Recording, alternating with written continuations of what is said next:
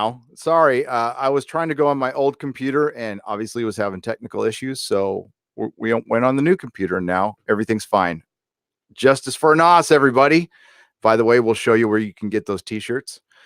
And then, but I'm not feeling that great. Like I said, I took that flight from New York and I've got like the plane crud or something. So I've been going to like 80% all week and it's just annoying. That's about it. Hi, everybody. Hi, DJ Bowman, traveling writer, Mr. Gently Benevolent, Haikura Midomia. I'm going to screw that up. Mikey Woods, what's up, buddy? DJ Bowman again. And Warren Smith, Mage Grey Wolf, Fatty, you're not Fatty, CD Horde, Bastard, Eric Stone, Traveling Writer, Mavericks MX, the usual suspects. Tom, the usual suspects. Yeah. Is Kevin Spacey in there? No, thank God. Kaiser Soze? Yeah. I don't know. Would I let him in my chat? Would I let Kevin? Probably not. I'd probably. I'm sorry. I've got rules. No. Well, he did get. He didn't. He did. I think the case got dropped. But yeah. Well, yeah, the person died. So that's not. And he's friends. Is that was that happened? I thought. Yeah, the person died, and you know who he's friends with, so he probably called in a favor. Oh, I had no idea. I didn't hear that part. Well, so there you go. Hey. We've this is phenomenal here. So this is the Justice for Anas GoFundMe. We needed a certain amount of money by a certain amount of time. We have surpassed that, but we knew this will get us to our second goal, which is 20,000. That's why I just made it 20,000, and getting over halfway there. Thanks to you guys over at Midnight's Edge. Thanks. Pass my thanks on to Andre and Rob for his great rendition of "Hit Me, Baby, One More Time." and Mecca and what was it, Brian and drunk 3PO was in there too. Yeah, Jay showed up for a bit. Yeah. So great job, guys. Great job. And give what you can, and if you can't give, if you could share it, that's great too. That's because we know you guys aren't made of money. We know there's a lot of crowdfunding things going on the internet right now. And any little bit helps. We are greatly appreciative for all you guys have done. Again, the Fandom Menace shows, they have a giant heart, and we don't really care what other people think of us, and that's fine. It doesn't, especially when the media is starting to join us. We got an article today. It looks like the Access media is going to try to come around. Listen, all are welcome. But you got to do a little more work than that. You can't be coming in at the end going, yeah, that's the ticket. So, yeah, I was a little too late. Yeah. So I saw some interesting things on my Facebook group today. I saw some discounted toys. Really? Some Captain Marvel stuff for 75% off. Doctor Who stuff for $5. It's all falling apart, guys. This whole narrative.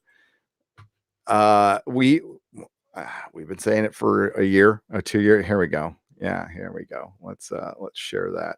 Let's share it with the masses, and we'll get that other thing back. We'll keep Anas up most of the time, but I wanted to show you guys because this caught my eye while I was dicking around trying to get the live stream going again. While you're doing that, I'll get the address for Anas's awesome. GoFundMe up, and I'll keep sharing that in the chat. There you go. So we got clearance, 75% off. This is a surprise to no one. And then, of course, we have right down here, $5. Again, no surprise. Kids don't want to play with this stuff, boys or girls. That doesn't even look like her. It looks like something from like the Barbie line. Yeah. Like Barbie's second cousin. I love Mrs. Nerdrotic pointed this out. I love how a Time Lord has roots, by the way. I mean, she couldn't she regenerated roots. I see that now that you say that. Holy shit.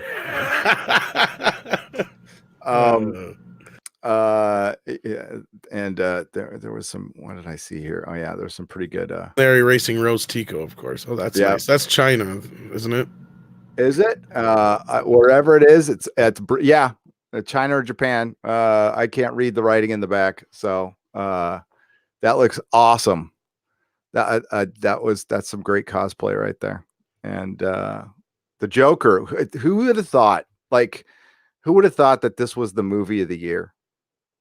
Toho Cinemas. Mecca says she's going to send me a pic and says Doctor Who was 5% last February.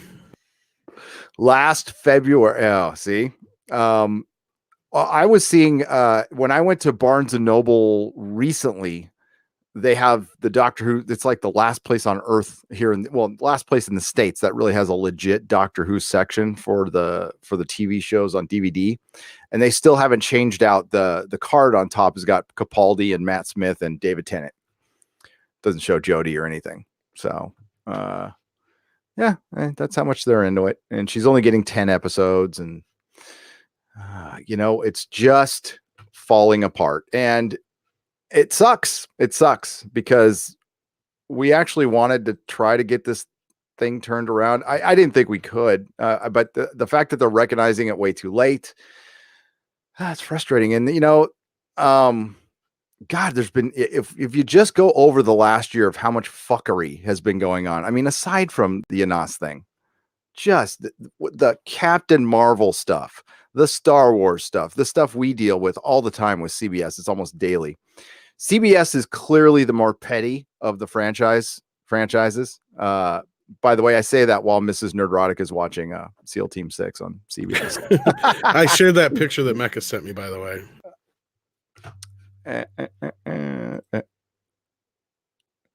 Yes, that was from February, she said. Yeah, those are the ones I saw at Hot Topic that were 50% off during Christmas. So they dropped to 75% off after that, and still nobody wanted to buy them.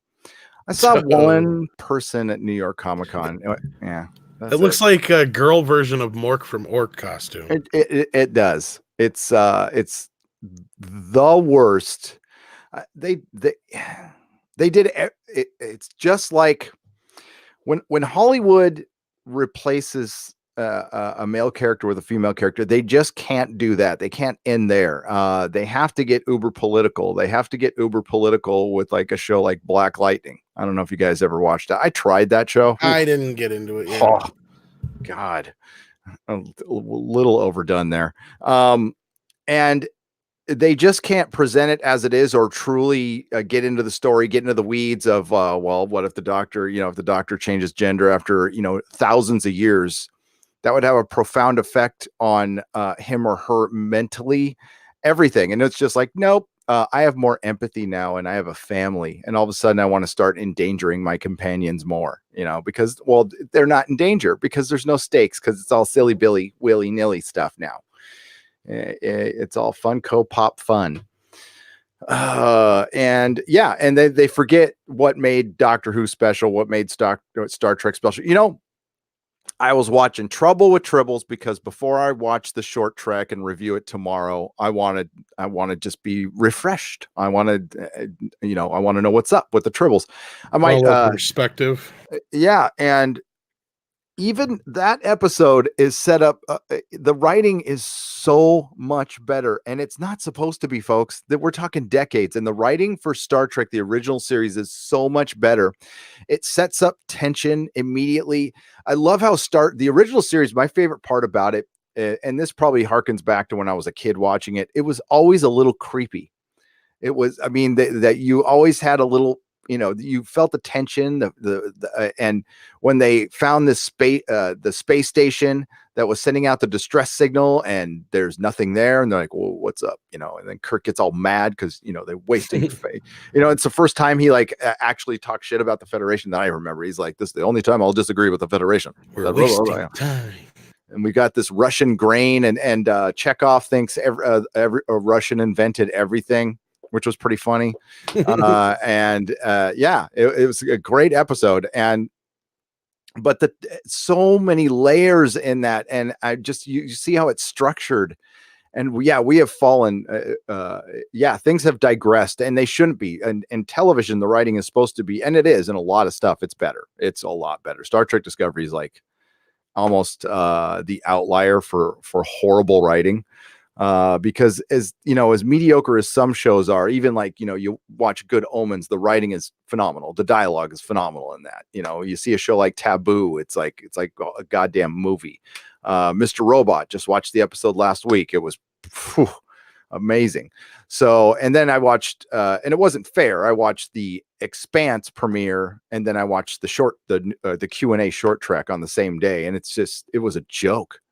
It's a goddamn joke. I can imagine. I can't. Yeah, that thing was so horrendous.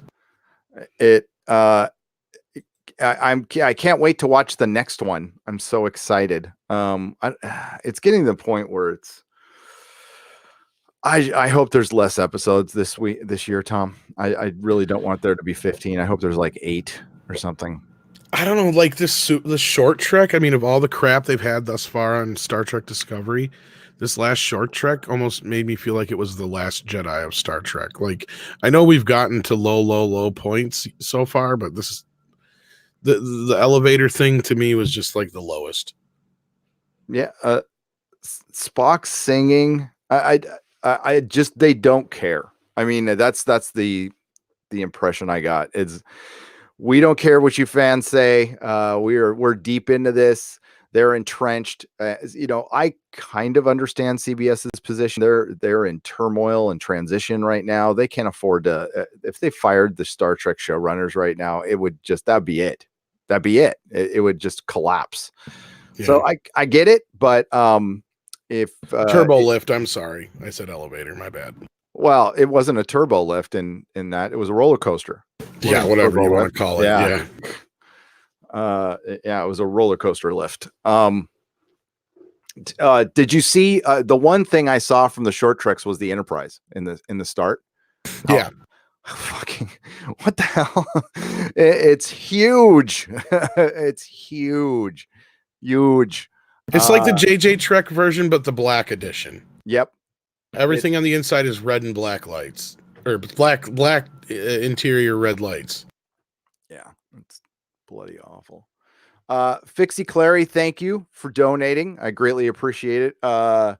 If you guys could just, I mean, like, I'm not going to tell you what to do. So any super chats will go to Anas, but if you could just donate or just being here is fine. It's easier to donate, but I guess some people have been running into some trouble with since it doesn't take PayPal and it doesn't take PayPal. Yeah, because it's a personal.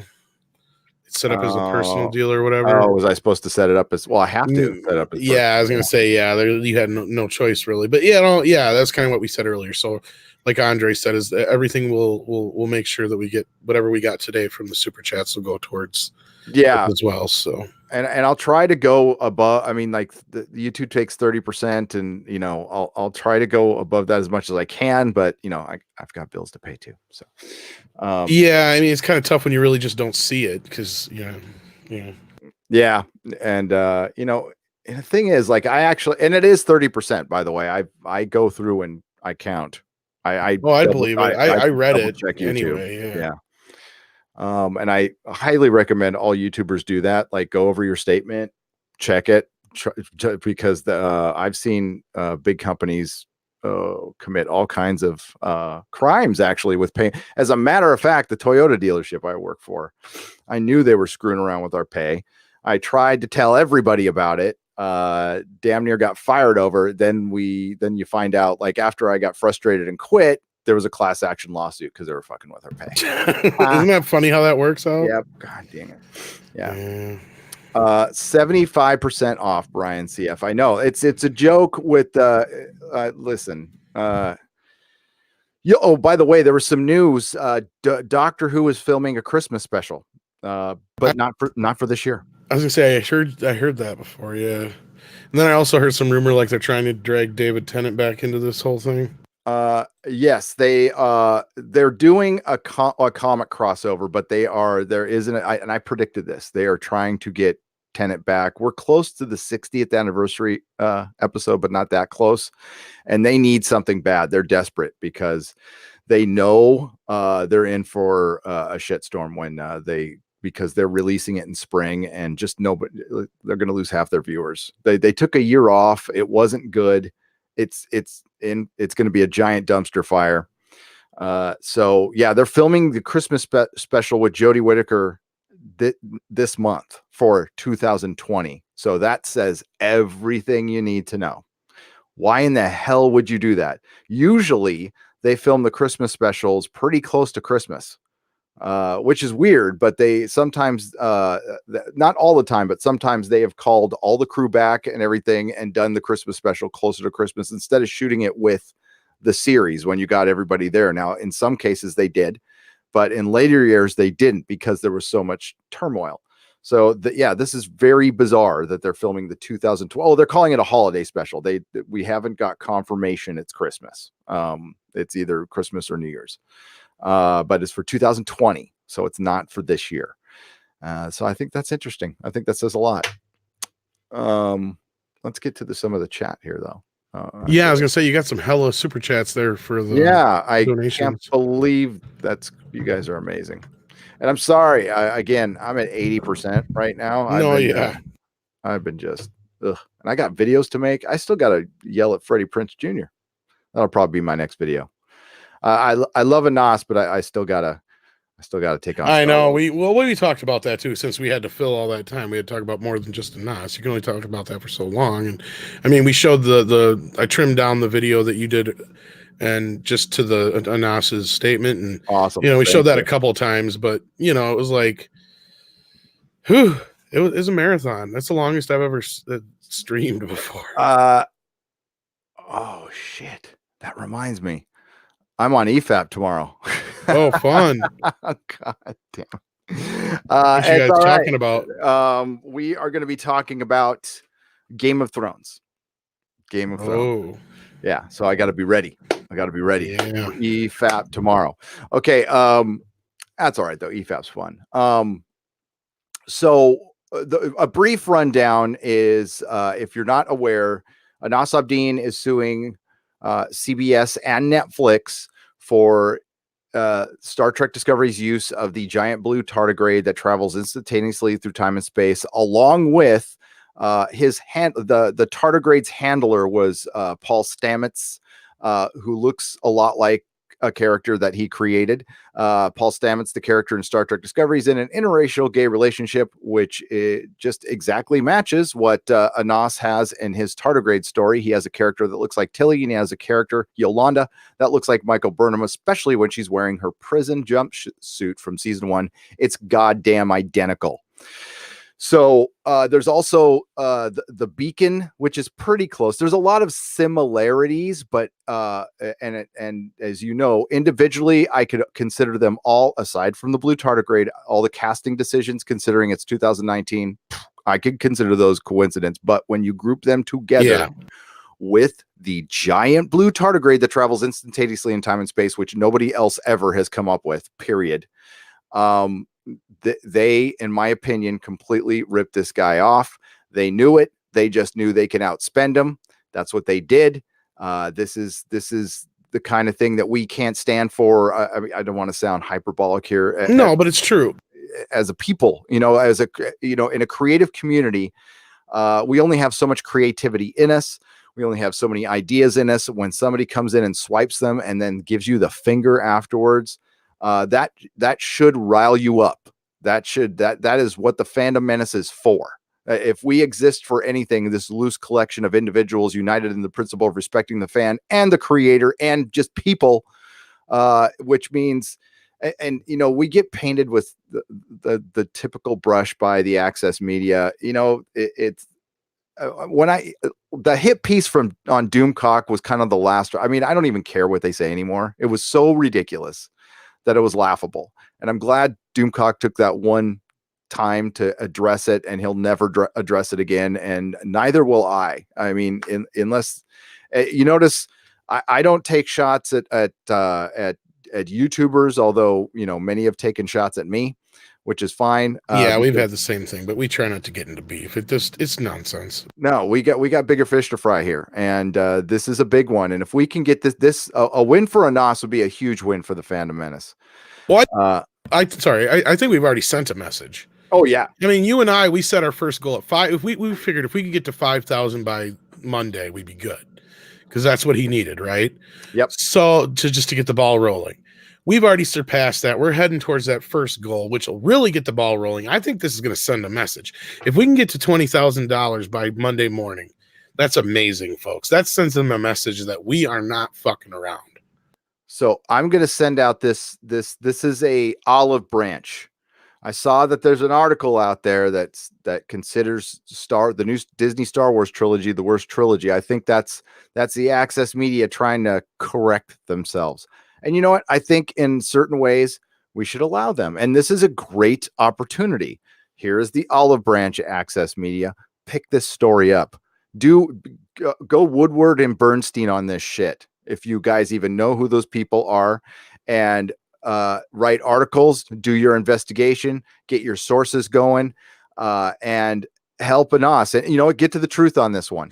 Get to the truth. Yeah, and I hate to get dirty here, folks, but hey, all you guys out there who aren't CBS, this is about all that CBS All Access has. You want to take them out real quick. Get this story out there. You want to make them cheaper to buy. Yeah, or whatever. I mean, the only competition besides football and stuff that they really have is Star Trek. So, yep. And this is what you call blood in the water. So if you were trying to make a name for yourself in the Access Media, pick up this story, do something with it. You know, I think Anas is in the chat. Anas is in the chat. What's up, Anas? Hello, all. Hello, thank you all for everything. You could probably bring it up on screen. I'm gonna highlight it. Yeah, let me get that.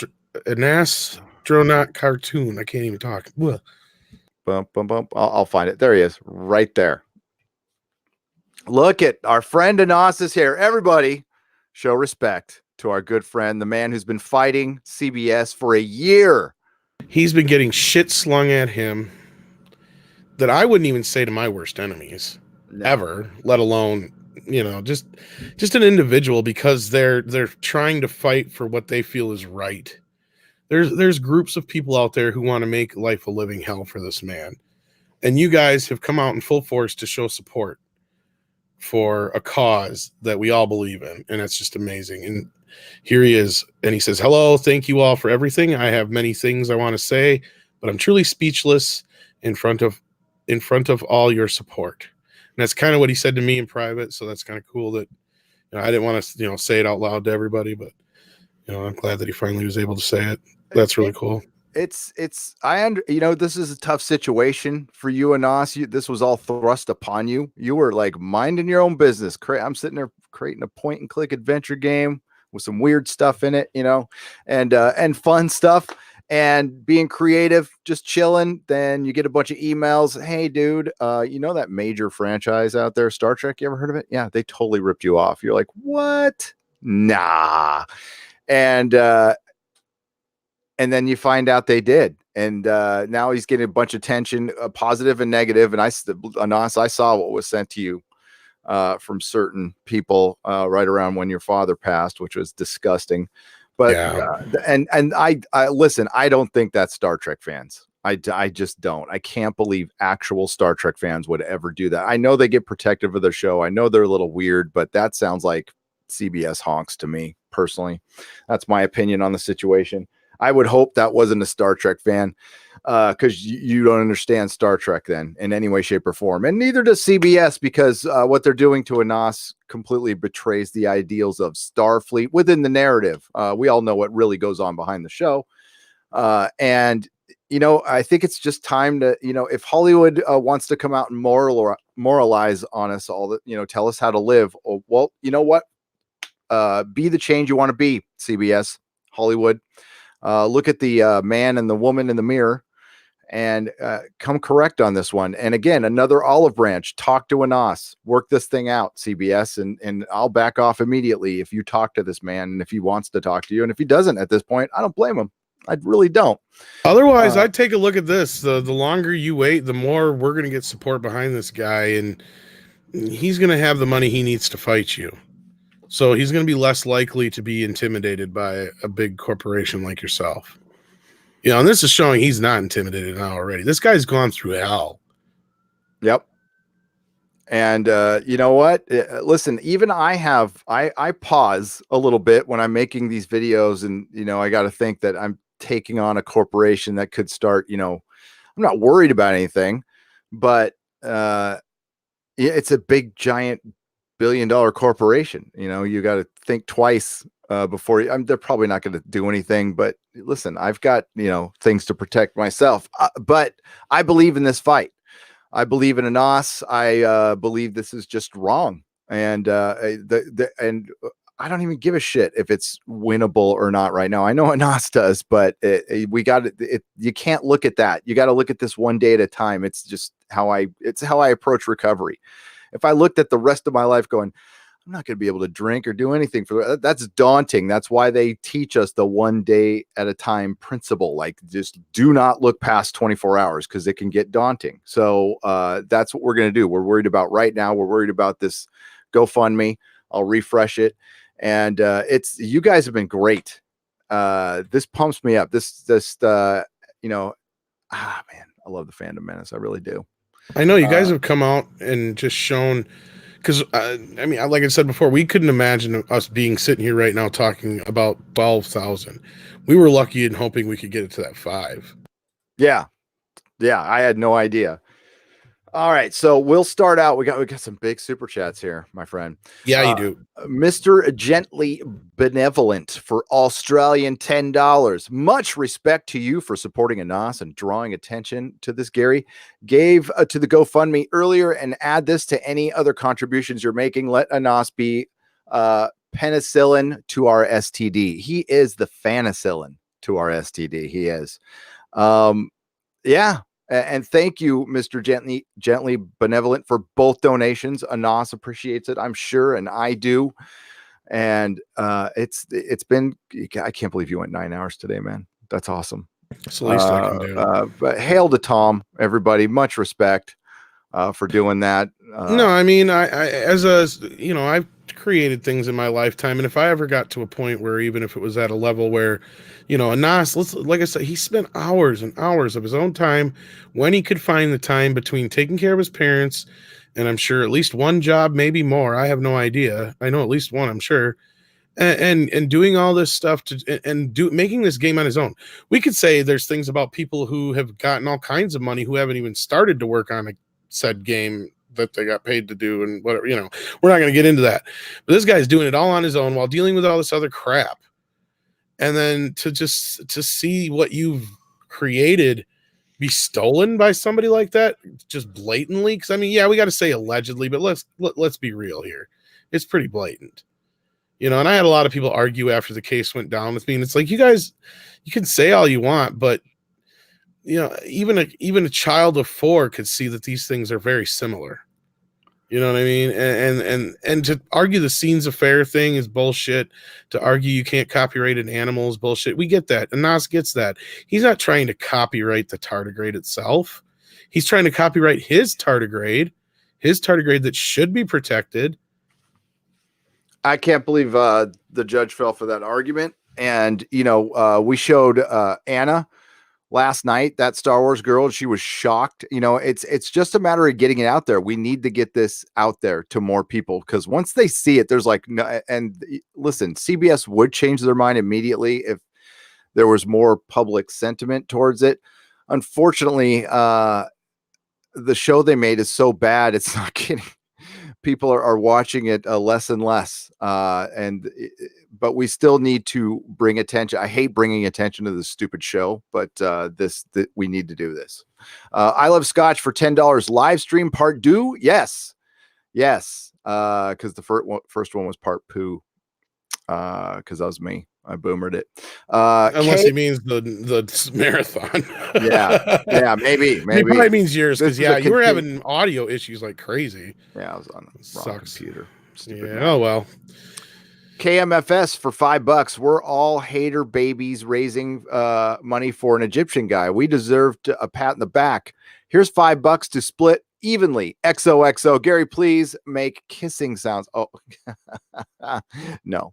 But thank you. I can't. I actually can't right now. I'm so dehydrated. I'd probably crack my lips open. But thank you. You know what? I'll get one next Friday. I will. Okay. I owe you one. Remind me. Matt G for $1. Thank you for the $1, Matt G. Every little bit counts. You're awesome. Jason Smoot for $200. And he says, last night smoking cigarettes and money for a nos. Well, congratulations on quitting that awful habit that I had for so many years. And money for a nos is good. Thank you so much. One day at a time, Jason. That's the hardest thing to quit. I have quit a lot of drugs. I've quit opiates, meth, cocaine, pot. Hardest thing to quit, cigarettes. I'm trying. Oh, listen, I'm not all the way quit, okay, because I occasionally vape, but that won't be legal here in my city in a couple months because I'm a grown-ass adult. But London Breed, our mayor, who can't even pick poop up off the street, is going to make vaping illegal. But there's fucking, you can buy pot on every corner, booze on every corner, and cigarettes. I'm a potato for $5. For a nos, Batwoman doesn't wear a cape. She wears a shield of oppression. Oh, that was good. That made me laugh. Thank you. I'm a potato. Late. I'll have to remember that tomorrow.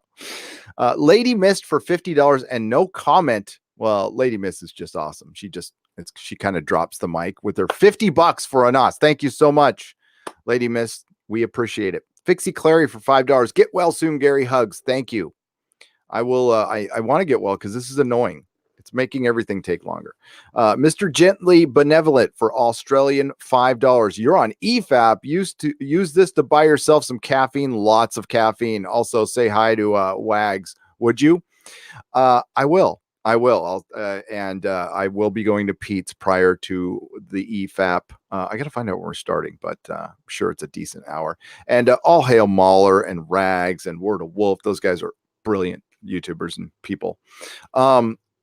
Jeff Taylor for $5. Go get those thieving hacks, Anas. Go get them. Anas, we got you, man. As much as we can. I can't apologize enough for our corrupt legal system. That greatly, I mean, these laws have been refined over years, Anas, as you know, to favor the major corporations. You are not the first person I know who has been stolen from by a creative and they got away with it. And it sucks. It sucks. Now, there are people who have fought back. Study the works and court cases of Warren Ellis, or Harlan Ellis. Sorry, Harlan Ellis. See, I'm losing it. Harlan Ellis. Actually, watch what there's a couple of great YouTube interviews where he gets a little salty though about plagiarism. They're pretty good. Rock Flanagan for $10. Justice for Anas. Thank you, Rock Flanagan. And David M for £5. Glad to be able to catch you live for a change. I just donated separately to the GoFundMe. I'm happy to be able to help in my own small way. And you have, and that's not small. And like, you work hard for every penny you guys make. So we appreciate it that much more. And words are not enough. They got it up to $12,420 now, guys. Yeah. Wow. That's pretty amazing. And we'll be talking about it on the Inquisition tomorrow. And I'll see if I can, I don't want to, I'm a guest on the show tomorrow, but I'll see if I could bring it up once or twice. The Nomad 93 for $4.99. Thank you, sir. Or you know what? I just assumed your gender. Thank you, person. Forgive me. Thank you very much. Thank you very much. Yeah. So what else is going on in the world, man? I know it like. Well, Freddie Prinze went and lost his fucking mind. Yeah, that was stupid. Well, and the stupidest part was his whole argument can be busted down by, there's no ranks in the Jedis. Well, then what the hell's a Jedi Master and a Jedi Knight, and all that kind of thing. Yeah, that makes no sense. Okay. The thing is, George created this world for a movie trilogy, and it was never really supposed to go past that. Right. And I don't know if you were there during my little rant about it earlier, but like I said, the Force was set up to be pretty simple. It's easy for kids to understand, easy for anybody to understand, really. If you just explain it, it's very similar to being telepathic. Yep. You know, and Psychic, it's it's very similar. But now, yeah, Lucas wanted to build this huge like religion based thing around it. Brought in the midichlorians and the wills of the Force. And yeah, I kind of get what Freddie Prinze is saying, but I think he's like playing telephone with the information here. Mm-hmm. At the very least. And to go off on fans like that is really fucking stupid. Especially what he said at the end. Okay, for one, Star Trek is for effing kids, and he's all F you guys. I mean, it's like, whoa, dude. I know you're I trying wouldn't to expect to get callback to be in anything anytime soon, buddy. Yeah, I'm gonna let's I'm gonna I don't appreciate that. So let's go look at Freddie Prinze Jr.'s give me just a second here. No problem. We're gonna go to his You gonna bring it up? His YouTube page. He's got a YouTube channel. Mecca played it earlier, so it was on Twitter though, but yeah. I don't even know who was it that was even interviewing him. I don't even know who it was. No, it was on a different podcast, but Freddie Prinze Jr. has his own YouTube channel where he podcasts. He hides. Well, he ain't got those Scooby bucks no more. So nope. No, just look at my tweet where that was the other one. True Blue American. I do feel bad for Sarah Michelle Gellar. I never really cared for her all that much anyway, but didn't she just get a new show recently or something like that? Oh, did she? I don't know. I'm trying to remember if it's her or I might be thinking of Reese Witherspoon. I'm a Buffy fan, so I can't say much, but I mean, she's all right. Yeah, I was one of those that I kind of liked the movie better, but I never really got into the show. But I know there's a big fan base for the show, so there's Freddie's. For one, you're seeing a lot of stars and B-list stars come over here to YouTube now. They want in on the action. Because he's like 60. Yeah. He's I think I'm probably a little older than him. I know he's not that old. I was just kidding. No, but like, dude, dude, bro, dog, dude, bro, dog. Yeah, that's what I was meaning. Yeah, because he's like dog and all this other stuff. I was like, who the hell do you think you are, dude? It's like I don't even talk like that, and I'm a lot younger than he is. No, yeah, I'm from San Diego, and I don't talk like that anymore. But I say hella now, which is terrible. This is his channel. This is a big movie star, and it's not getting a lot of traction. So maybe he's looking for a little attention. Is the video pulled down, or is it just on his Twitter? No, this is on it. It's on his Twitter. And now, if he was smart, he would have put it on his YouTube channel, but he didn't. So, I'll go find it.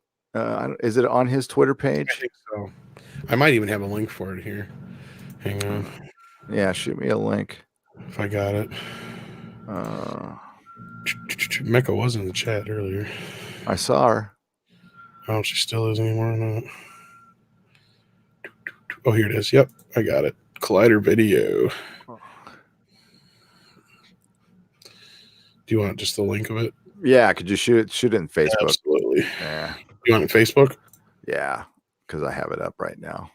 Oop, I'm hitting the wrong you like this professional YouTubing here? Yeah, we're awesome at this, right? We're great. Yeah, well, you're a lot better than I could ever be. That's why I said you're gonna make it far, man. Oh, stop it. You're just you're under the weather, so that's understandable.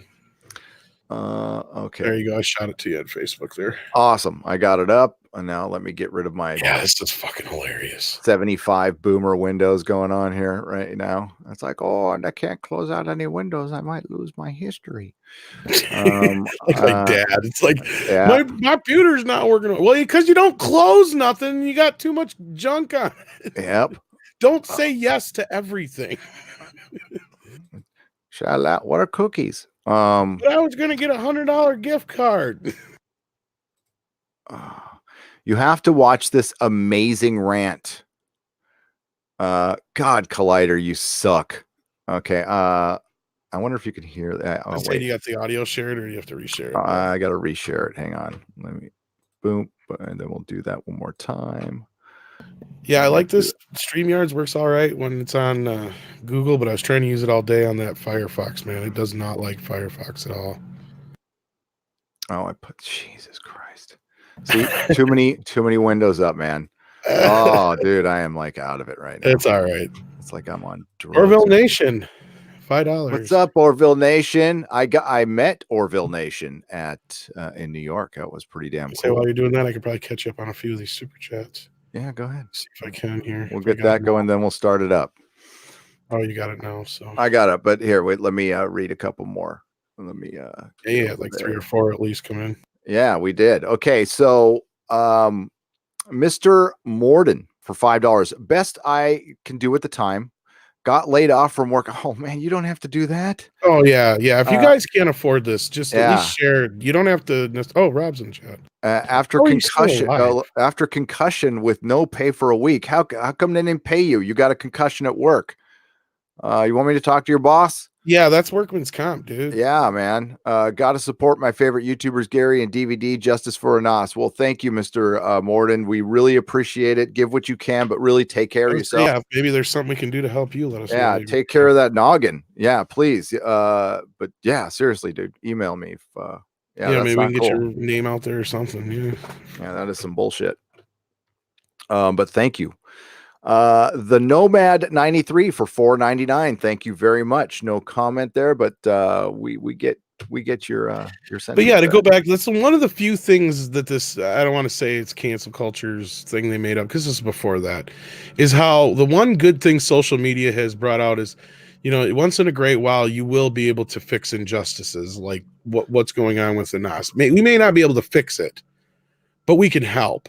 When people act a fool, when people are being persecuted in bad ways for real, when people are really victims, and they speak out on social media and stuff like that, it's great when people can actually come to their aid.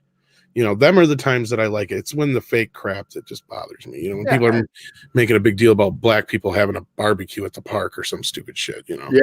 And this is also, unfortunately, the downside of that is showing CBS's and Hollywood's true colors when it comes to their bank accounts and stealing creative property or intellectual property. All of a sudden, everybody's fucking. They can't say a word. They can't. The access media can't find time.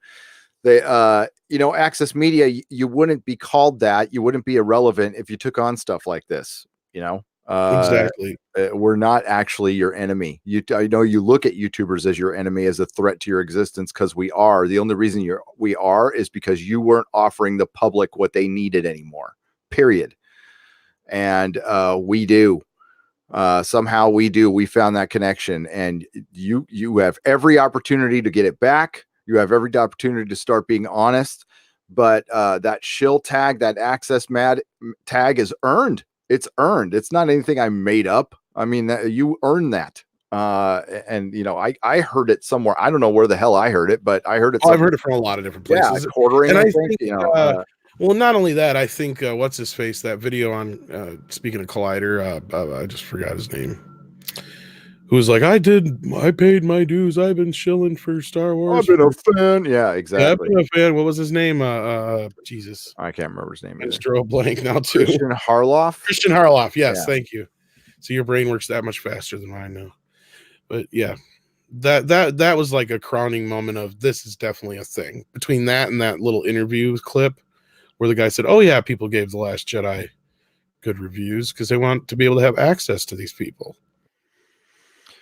Yeah, I think you. Sorry, I was quiet there. I think you just gave me an idea for a video. I just things were formulating in my head. No, write it down so you don't forget. But yeah, go ahead and either hit another. I got it recorded here. I'll just look at the timestamp. There you go. Go look at the timestamp, which is 43:45. There you go. All right, you guys want to hear this rant? Probably not, but we'll play it anyway. So here we go. I love it because it gets me fired up. The wisdom of Freddie Prinze Jr. By the way, these are the kind of people that, I'm not saying Freddie's stolen. The apple falls very far from the tree. That's all. Oh my God. Yes. May his father rest in peace. I did a Star Wars cartoon. So even I get hate from Star Wars fans when I'm like, look, dog, you're just mad the franchise isn't aging with you. Right. But that ain't how it works. The first one was for fucking kids. Right. The second 3 were for different fucking kids. Mm-hmm. And this one is for kids. You just pissed off that Han Solo gave the fucking Millennium Falcon to a girl. Yeah. That's it. Because Luke Skywalker's Cinderella. or Sleeping Beauty. Yeah. Okay, he can talk to things that don't speak English and understands what they're fucking saying. Yeah. He gets a fairy godfather, and Yeah. a fairy godmother who teaches Who are him these how to clowns? be the best Jedi in the world in no time, fucking flat. And everybody, like, I know more about the Force than most people because Dave Filoni taught me and George Lucas taught him. And all these video games have fucked people up on what the Force is. I'm stopping right there. Dude, there's people in this chat that know more about the Force than you, bro. No dog. shit. And you know why dog. those guys are so excited? They're like, dude, we just became fucking famous. Yep. I love when this is for fucking kids, and I'll show you when we get back. That one guy goes, yeah. And is there like action figures behind him and stuff? Yeah, we'll have to show that in a Luke's second. skill doesn't dictate whether he wins or loses. Right. The Emperor doesn't dictate whether he wins or loses. The Force dictates who wins or loses based on balance. And here's the quick No, I'm version pretty of sure how to that was explain it to all Darth these people Vader's who fucking choice. think they Sorry. get to decide. Yeah. In the first if you want to do this like time-wise, Palpatine, you would say, and Yoda are the smartest too. Palpatine clearly smarter because Yoda was blind to the power of the dark side and the seduction of Anakin. So let's No, talk seriously, about pause that for a seduction second, Gary. of Anakin Sorry. fucking Yeah, no, Skywalker that's for a good. second. That's a good place to pause. Because that's bullshit too. Because if that was the case, then there would be no reason for Yoda to say, save them you can, but lose for their cause or whatever. I can't even remember the line now. It's been so long since I watched Empire. That's what's sad. Because I've just been so There's free will in George. So they're just slaves to the Force. They're just like little Force avatars that run around and do the Force's will, and it's not they have no free will whatsoever. No, I think people made decisions, and he's contradicting what. Listen, I didn't watch every single episode of Rebels. I watched most of them, but I Yeah. watched the Bendu ones because like Tom Baker was there, and I clearly remember hearing like about a gray area where he's saying he's about to say this doesn't exist. Yeah, I think I remember the quote now. It's save them you can, but lose what they fight for, or something like that. I think is what Yoda said. Yep. And he did, and he went there, and he kind of made a mess of the situation. Yeah, But, they don't. It's a sad ending. and that's why we love it. Second, if the Emperor is the smartest dude in the universe and knows that the Force dictates this, if he kills who he sees as a rival, Anakin, then he knows the Force is just going to fucking correct that because the Emperor knows this. These are George Lucas. So is Luke the smartest person in the universe now because he outsmarted the Emperor in the end? The Emperor who knew everything. No, he was going to die. Let's face it, if Darth Vader didn't intervene, the Emperor was going to kill Emperor Luke. should have seen that coming if he was the smartest dude in the universe. Yeah, right. Yeah. So Luke held out that hope that Pops was going to turn around, and well, then when he did, that made Luke the smartest guy in the universe. And I'm sorry. Yeah, that was his last stitch effort. Was he called out to his father? I love Luke Skywalker. He wasn't the smartest guy in the universe. No. Lucas's words, not mine. So fuck you if you disagree with me. I'd say that Leia is Straight probably up, the smartest this is one in the information, universe. not affirmation time. Straight up, man. So okay. Sorry, I was gonna say I'd argue that He Leia was probably the kills- smartest one in the universe. You can play Probably. the whole thing again if you want to. Who he sees as a rival, Anakin, then he knows the Force is just going to fucking correct that because the Emperor knows this. These are George Lucas's words, not mine. So fuck you if you disagree with me. They cut out the part. Did he say or I must have missed it where he said Star Wars is for fucking kids? Here, I'm going to play the whole thing again. I did That a Star might Wars be- yeah. cartoon. So even I get hate from Star Wars fans when I'm like, look, dog, you're just mad the franchise isn't aging with you. Right. But that ain't how it works. The first one was for fucking kids. Right. Yep. The second three were for different fucking kids. Mhm. And this one is for kids. You just pissed off that Han Solo gave the fucking Millennium Falcon to a girl. Yeah. That's it. Because Luke Skywalker is Cinderella or Sleeping Beauty. Yeah. Okay. He can talk to things that don't speak English and understands what they're fucking saying. Yeah. He gets a fairy godfather instead of a fairy godmother who teaches him how to be the best Jedi in the world in no time fucking flat. And everybody, like, I know more about the Force than most people because Dave Filoni taught me and George Lucas taught him. And all these video games have fucked people up on what the Force is. Like, Luke's skill doesn't dictate whether he wins or loses. Right. The Emperor doesn't dictate whether he wins or loses. The Force dictates who wins or loses based on balance. And here's the quick version on how to explain it to all these people who fucking think they get to decide. In the first if you want to do this like time-wise, Palpatine, you would say, and Yoda are the smartest too. Palpatine clearly smarter because Yoda was blind to the power of the dark side and the seduction of Anakin. So let's talk about the seduction of Anakin fucking Skywalker for a second. If the Emperor is the smartest dude in the universe and knows that the Force dictates this, if he kills who he sees as a rival, Anakin, then he knows the Force is just going to fucking correct that because the Emperor knows this. These are George Lucas's words, not mine. So fuck you if you disagree with me. Straight up, this is information, not affirmation time. Straight up, man. So I did a Star Wars cartoon. Okay, so I love how he's trying to pull a facts don't care about your feelings bit at the end there. yeah, that's for one, if you have to put as somebody who drops a lot of F-bombs and says dog once in a while, if you have to do that, that's not a very intelligent conversation. I never claimed to be intelligent, but they cut out the Star Wars is for fucking kids, dog. It's clearly getting under his skin. Look at how upset he is, and this is where creatives kind of start losing their mind, because it really is. I mean, I know it's really hard to feel sorry for, I would imagine, Freddie Prinze. I wouldn't, maybe close to, he's probably a millionaire. I'd say he's a millionaire. He's probably got a really fucking nice house. Maybe because between him and his wife, 100,000 air, we'll say. That's now, solid. yeah. That's, I was gonna say he ain't getting the Scooby money no more. But what happens to creatives is when they start not getting as much attention as they did before, and Freddie Prinze Jr. Was on a trajectory to be like he thought a leading man, and he's now a voice actor, which is great work if you can get it, but you got to look at it in their world. It's all about attention and relevance, and when you start losing it, you start losing it. And you hear Martin Scorsese talking shit about the MCU and Robert De Niro talking shit about the MCU, and it's very interesting to watch actors grow older, and when they start, the realization of their job starts hitting them, like, because when you get older, you start like, what's the meaning of everything? And you go through your midlife crisis. If you live long enough, you're fortunate to live long enough. Hell, I went through one. It was crazy. But you try to find your place in the world, and you realize that I just pretended for a living, and and this guy is like, Star Wars is for fucking kids, dog. Dude, your job is voicing a cartoon. Okay.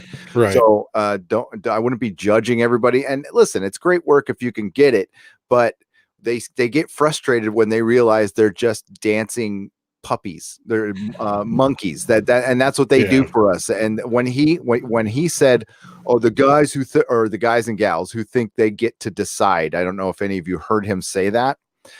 We ultimately do. And they hate that because we decide with our money. Exactly. And when we hear actors, and I'm using air quotes, come out and say stuff like this, I think our decision I want to make a decision for you. I will speak for myself. My decision is made.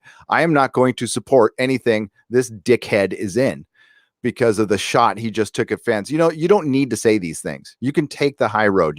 Fans are going to say shitty things because they're fans, and there's a lot of them, and most of them are saying that just to get you riled up like this. And if you can't figure that out, dog, then you don't really understand fandom.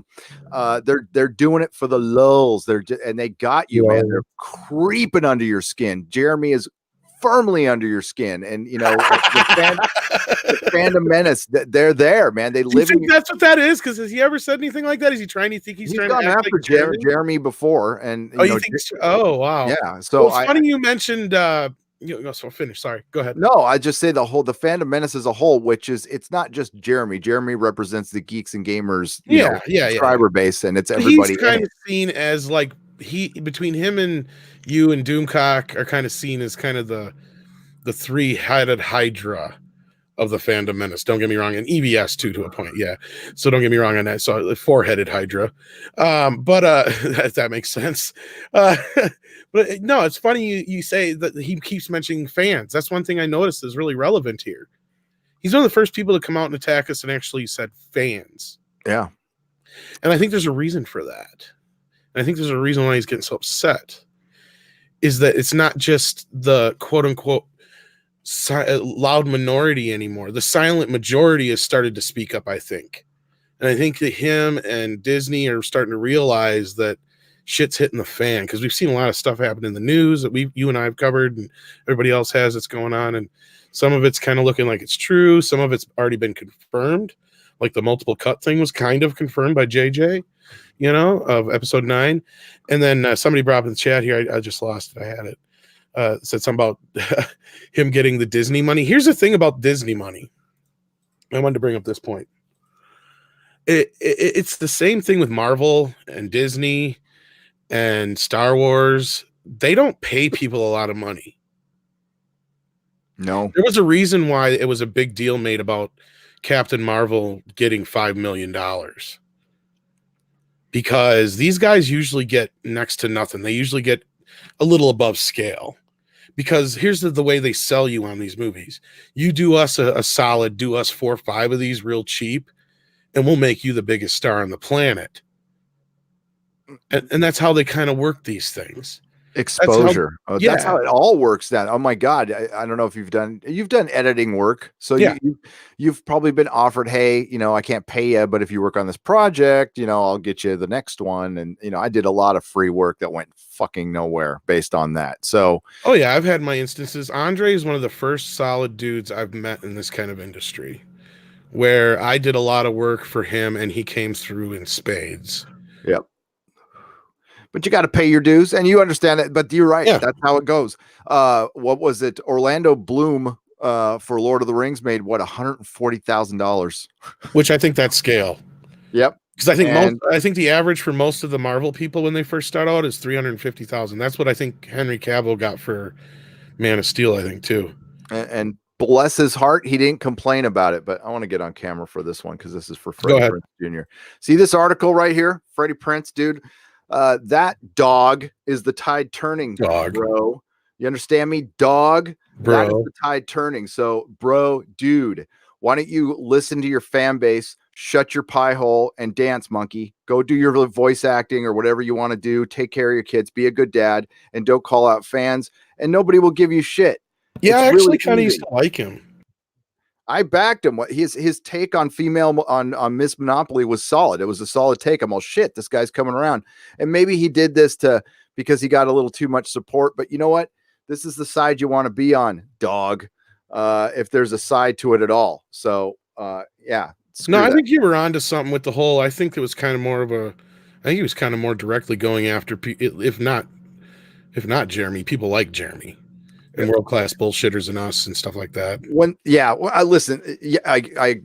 It's whatever video they saw that day. So it could be Midnight's Edge. It could be Midnight's Edge After Well, Dark. I'd like to think we don't get under their skin as much as you guys, but I know I don't. I don't think I do as much. Oh, I think you guys do. I think Jeff does from World Class Bullshitters because he does it intelligently, and that's one of the hardest hitting things. He's like a razor. He's like a surgeon. When he comes in and makes a video, he drops like 1 a week, 1 or 2 a week. They're well researched, and they just every time it's like a hit. Every time they drop a video, it's an event. Jeremy is just throwing punches, man. He's in there just throwing every day, all day, every day. Jeremy's just a nice guy.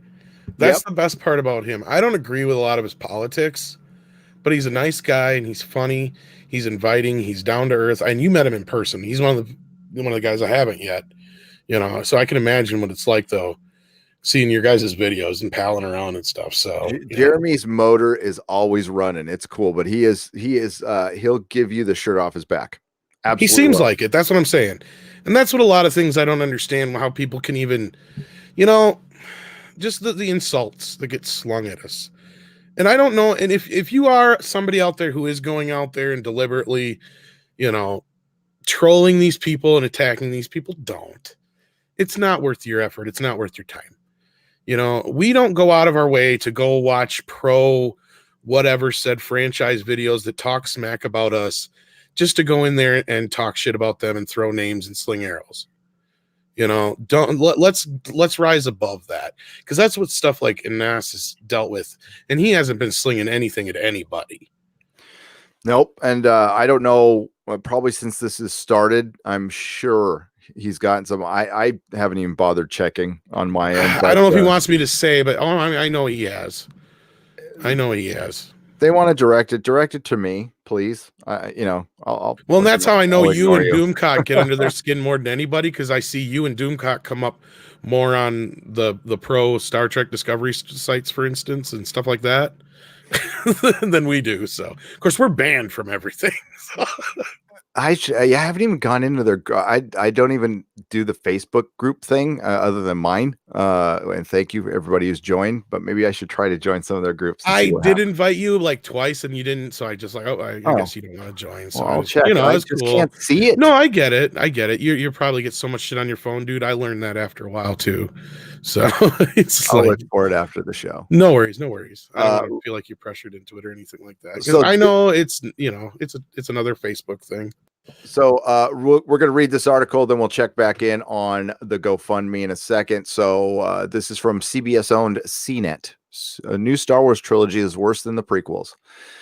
Commentary: 4 lessons Disney failed to learn from George Lucas at his worst. I don't like sand, of course. It's coarse and rough. It gets everywhere.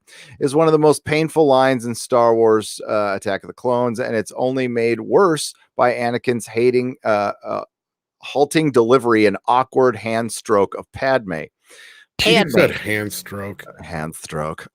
It's no wonder after so many terrible creative decisions in the prequel trilogy that so many fans were excited when Disney tapped the rock steady JJ. I can't even say rock steady JJ. Well, he is. You can't fucking. That's the thing, folks. And this is what I tell everybody in our chats when we do these shows. You know, they don't see JJ as the hatred we have for him and how he's destroyed 2-3 franchises now. Jar Jar Abrams to take the lead of the new Star Wars trilogy movies. Unlike George Lucas, Abrams can write dialogue. That's not true. That isn't excruciating. And more importantly, he's proved himself as a gifted guide for large franchises with untapped potential. That could possibly be true. Star Trek? Or you mean JJ or George Lucas? JJ. So they just said JJ has gifted himself to guide large franchises with untapped potential. When has JJ been getting all this credit for Mission Impossible? He directed one, I recall. He still produces them, I guess. Oh, okay. All that Scientology money. Cloverfield that's barely a franchise, and Star Trek, which he destroyed. So that's a very weird take on that one. See, I was one of those who didn't like Cloverfield back when it came out, and everybody hated me for it.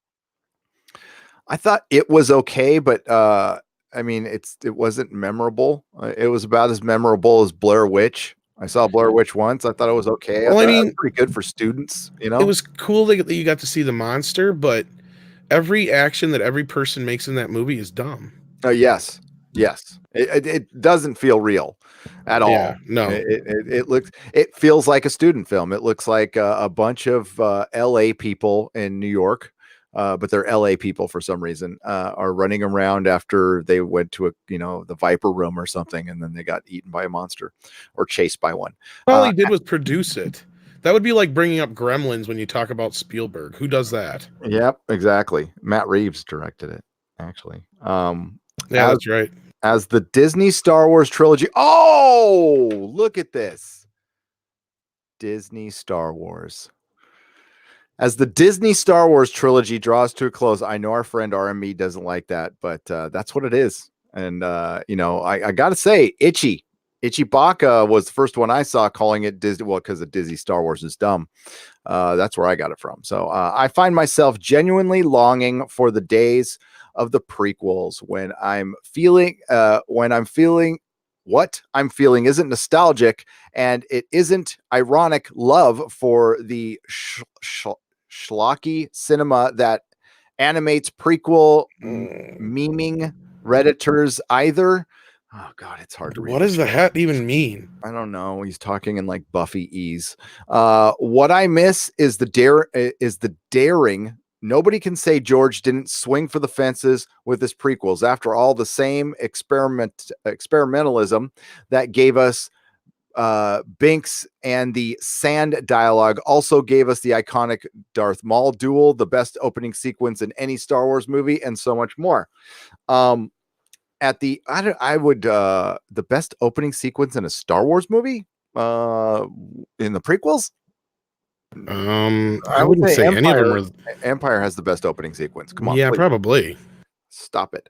At the end of Return of the Jedi, Yoda yells to Luke, pass on what you have learned. Here are 4 pieces of wisdom that make the prequels better than Disney's. I mean, like, listen, the prequels are better. I'm not going to argue with that at all. The prequels are Shakespeare. It's arguable, but to a point. I will probably give them the slim win because Attack of the Clones and The Last Jedi are my 2 last favorite movies. So, I mean, I can't stand. The thing is, it's before we even get to this article, I'll just repeat what Red Letter Media said about Star Trek, about JJ Star Trek in particular. He goes balls out for everything. Like freaking Vulcan explodes in the first movie. In the first movie, they have an entire planet exploding. In the next one, we have Section 31 in this mega, Constitution class starship that just doesn't fit, taking on superhuman Khan and flying through space in spacesuits and just like crazy stupid shit. Cocaine's a hell of a drug. It is a hell of a drug, and that's the problem Star Wars has. And they just put too much shit, like blowing up 6. And we've had these arguments before. It's so Force Awakens, when any thought is put to that movie, it's dumb. J.J. Abrams movies are not thought out. They don't care. They care about the visual. They don't care about the logic of the scene. That stuff does not matter. And that's why they feel hollow. That's why you're like, I think I saw something good, but why doesn't it feel good? But I guess I'm supposed to say it was good because it looked good. I'm confused. JJ honestly needs to go. I think his understanding of film it outweighs his talent, his actual talent at executing things. Because all of his stuff is hollow, shallow, meaningless, unmemorable. It's like fast food. It's like him and like Michael Bay and those guys. They make good fast food. At first, you're like, "Oh, that was amazing" when you first eat it and it tasted good, but then you start to feel the ramifications of it by the time you get home. Yep. Give me Michael Bay over Jar Jar any day. But regardless, they all come from the same school. Lots of explosions. Everything's on cocaine. And with a nose like that, he must do a lot of cocaine. A lot of freaking cocaine. So from the start, Star Wars... That was kind of mean. Lots of cocaine. I'm sure he's never done any cocaine. Listen, I can't talk. My nose is like... Yeah, you can. I haven't really done cocaine, so I can't say much. From the start, Star Wars has been about the set pieces, elaborate action scenes that leave our hands sweaty and white-knuckled on armrests. Sure, the original trilogy is a mystic story starring a charismatic cast, but everyone remembers the Death Star run, Luke hobbling those AT-ATs and Boba Fett plummeting into the Sarlacc pit. Lucas has always pushed the boundaries of VFX, both practical and digital. Despite his ambition, he understood that the best set pieces aren't always the biggest ones. Where Lucas packed his movies' prequels, including the small yet boundary-pushing moments, Disney has opted for much more standard derivative, if derivative, if completely staged action fare. Compare, for instance, the space chase involving Obi-Wan and Jango Fett in the Attack of the Clones and the first fight of the Millennium Falcon in The Force Awakens. Nearly 20 years separate these two scenes, and the acting in Abrams' installment is uniformly uninformally stronger. The acting is stronger. Is it? Well, I figured this thing out. Is that good acting? I know this is awesome. Look at how awesome I am. I guess that's acting. I would say we got some good acting from the legacy characters, not so much from the new people. I mean, when I walked out of, I will say this, when I walked out of Force Awakens, I wanted to see where things were going. The Last Jedi is where everything took a nosedive.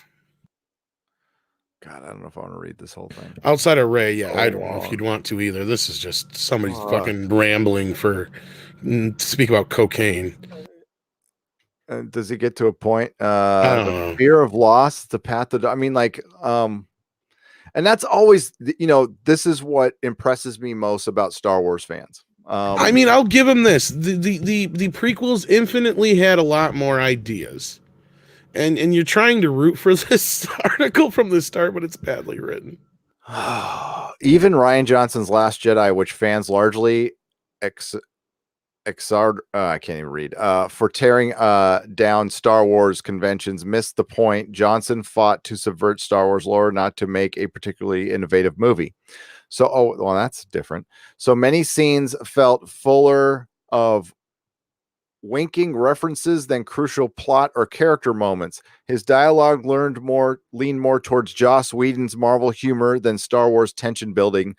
Did a $250 million project just to begin with a 3-minute lead up to your mama joke, and his plot revelations felt more like manipulative twists achieved by withholding information from the audience and characters than opportunities for character development.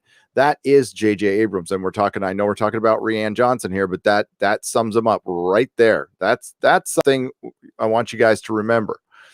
That it's manipulative twists achieved by withholding information from the audience and characters than opportunities for character development.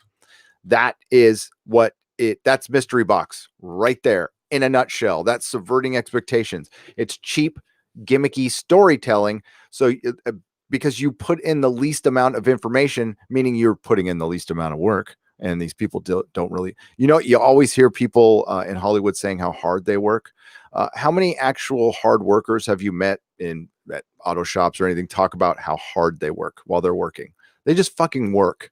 They might bitch about it at home, but not while they're working.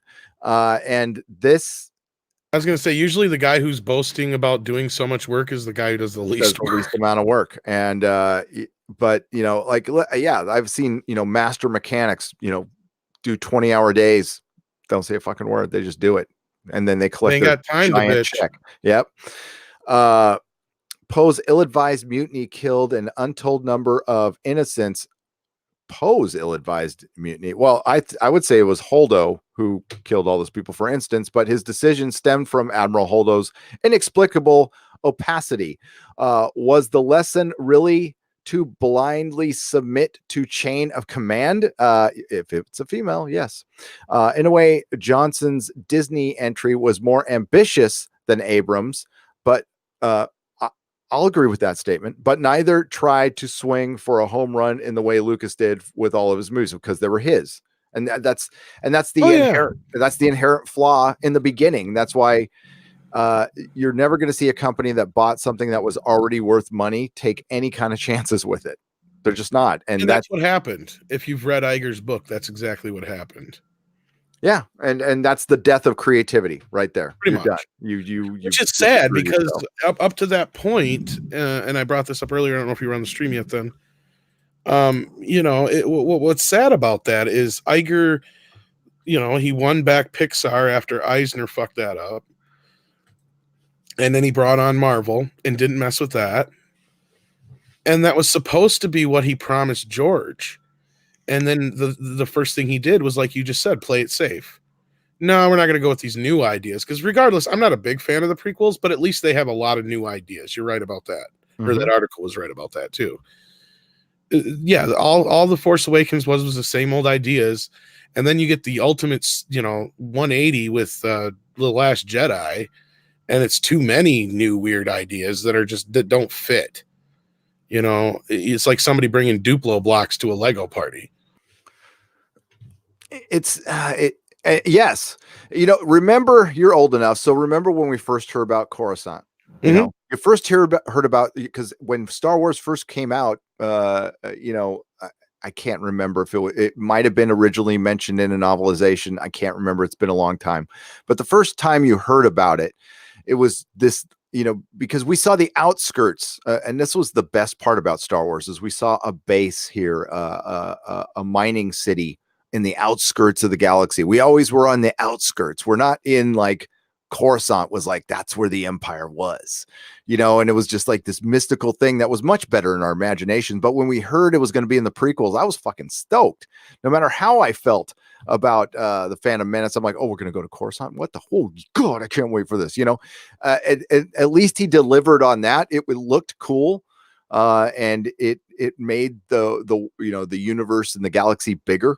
It expanded on it. That stuff worked because he tried to be different. And this ridiculousness of going to another desert planet, another fucking desert planet. I don't even, story-wise, that makes no sense. It makes no sense unless it's Tatooine. If it's Tatooine, Right. fine, but it's not. I don't understand. I don't even understand that. That's when I see shit like that. Then I believe the rumors. Like there's somebody's getting paid and they don't want to pay somebody, so they want to, or JJ gets a cut if he creates something new. I don't know, but there's something behind that that's not just, we don't want to go back to Well, there's kind of a blank spot in the book, in Bob Iger's book, where I don't know if he wants to like out the person who made that decision, because I don't even remember him taking credit or the blame for that per se. The only part he says he takes the blame for really in the book is he says, yeah, I should have pulled George aside before that meeting with Kathy and JJ and let him know that we weren't using his treatments. So I met a wonderful member of the Fandom Menace over in New York, and he works he works at Wall Street. So by the way, I was so blown away at the intelligence of you guys, because you're all smarter than me. By the way, met Lori Roberts, met a bunch of people. Loquacious Primate's a genius who's been to NYU, and I'm like, wow, why are these people listening to I know, I'm amazed by some of the people that are out there in our chats. And I mean, you guys keep plopping in great amounts of money, and that's probably why, because some of you are like, we're humbled by you. Yep. Gary's right about that. But this Wall Street guy went over the conference call, Bob Iger's initial conference call when they bought Disney, and he went over the financials because they're all public. Now, they mix a lot of stuff up to confuse us, but this guy knows what he's reading. And there's a word I can't remember the word, but there's a word associated for pieces of your intellectual property that are owned by somebody else, or you have to kick out residuals. He said that word is repeated over and over again in the financials. Right. And I brought this up on the one chat I was on with EVS, because he's created a lot of characters and stuff. And I said, even though you're not a part of that anymore, he's like, oh yeah, I get checks all the time. I'm like, yeah, because you created that character. So there's got to be some logic to, if George Lucas created these fucking characters, regardless if he sold Lucasfilm as the producer, the director, the writer, there's still residuals involved for the most part, unless you sell your rights completely, as far as I know. And even our Robert Meyer Burnett brought this up. He said that some of the decisions, and this was him speculating, and he was talking about Galaxy's Edge, and he was praising it, but he said that some of the decisions were probably made. He said they could have been made because of that reason. And if you've worked in the industry at all, that's intellectual property law continues to be the biggest stumbling block. That's why Anas is in this trouble right now, because it's murky law that gets made up by the people it benefits the most, which is generally not very good. But I'm good. These financials were sent to me via email, and I'm going to go over them, and we'll see if we can find anything in there. If maybe, I don't know. It's fun. And I do this for fun. Andre, you might want to have him take a look at some of that shit. Yeah. That's for a living, man. Damn. Financial definitely. Analysts. That's what he just applied that to Midnight's Edge, man. That's what he taught me to do. Take your talents and apply it to what we do. Yeah. Sorry. No, it's okay. What I should have asked EVS when we were talking to him is because DC Entertainment was DC Comics, then they changed to DC Entertainment, and I think they changed it back now. And they did that to screw people out of money. That was like so they would have to pay less residuals to certain creators. Yeah. They changed the company name. So they're doing this shit all the time. So, that's why it's important for us to protect the independent creator, because if CBS can get away with what they did to Anas, we saw George Lucas get fucked over. And yes, the argument can be made. He did it to himself. He's a billionaire. He should know better, blah, blah, blah. You know what? He had a relationship with Bob Iger. They were buds. He trusted his friend, and his friend made a business decision, and one that he obviously regretted and said, I should have done it better. It didn't mean it they couldn't do it. Should they have done it? Well, that's, listen, Hollywood's going to do whatever benefits Hollywood. We all know that. But with Anas, it's different, because if they can get away with this, in this case, and do it with such I don't know, arrogance, that, I mean, like, by not talking. Oh yeah, it's definite arrogance. The way you when you read the thing that he wrote, and he said it in the interview with Doomcock too. They threatened to not sue him. Yeah, and the arrogance of that. Not everybody can run out and copyright and trademark their stuff right away. I mean, it's like I said in the last live stream, it cost upwards of $1,000 to trademark Nerdrotic.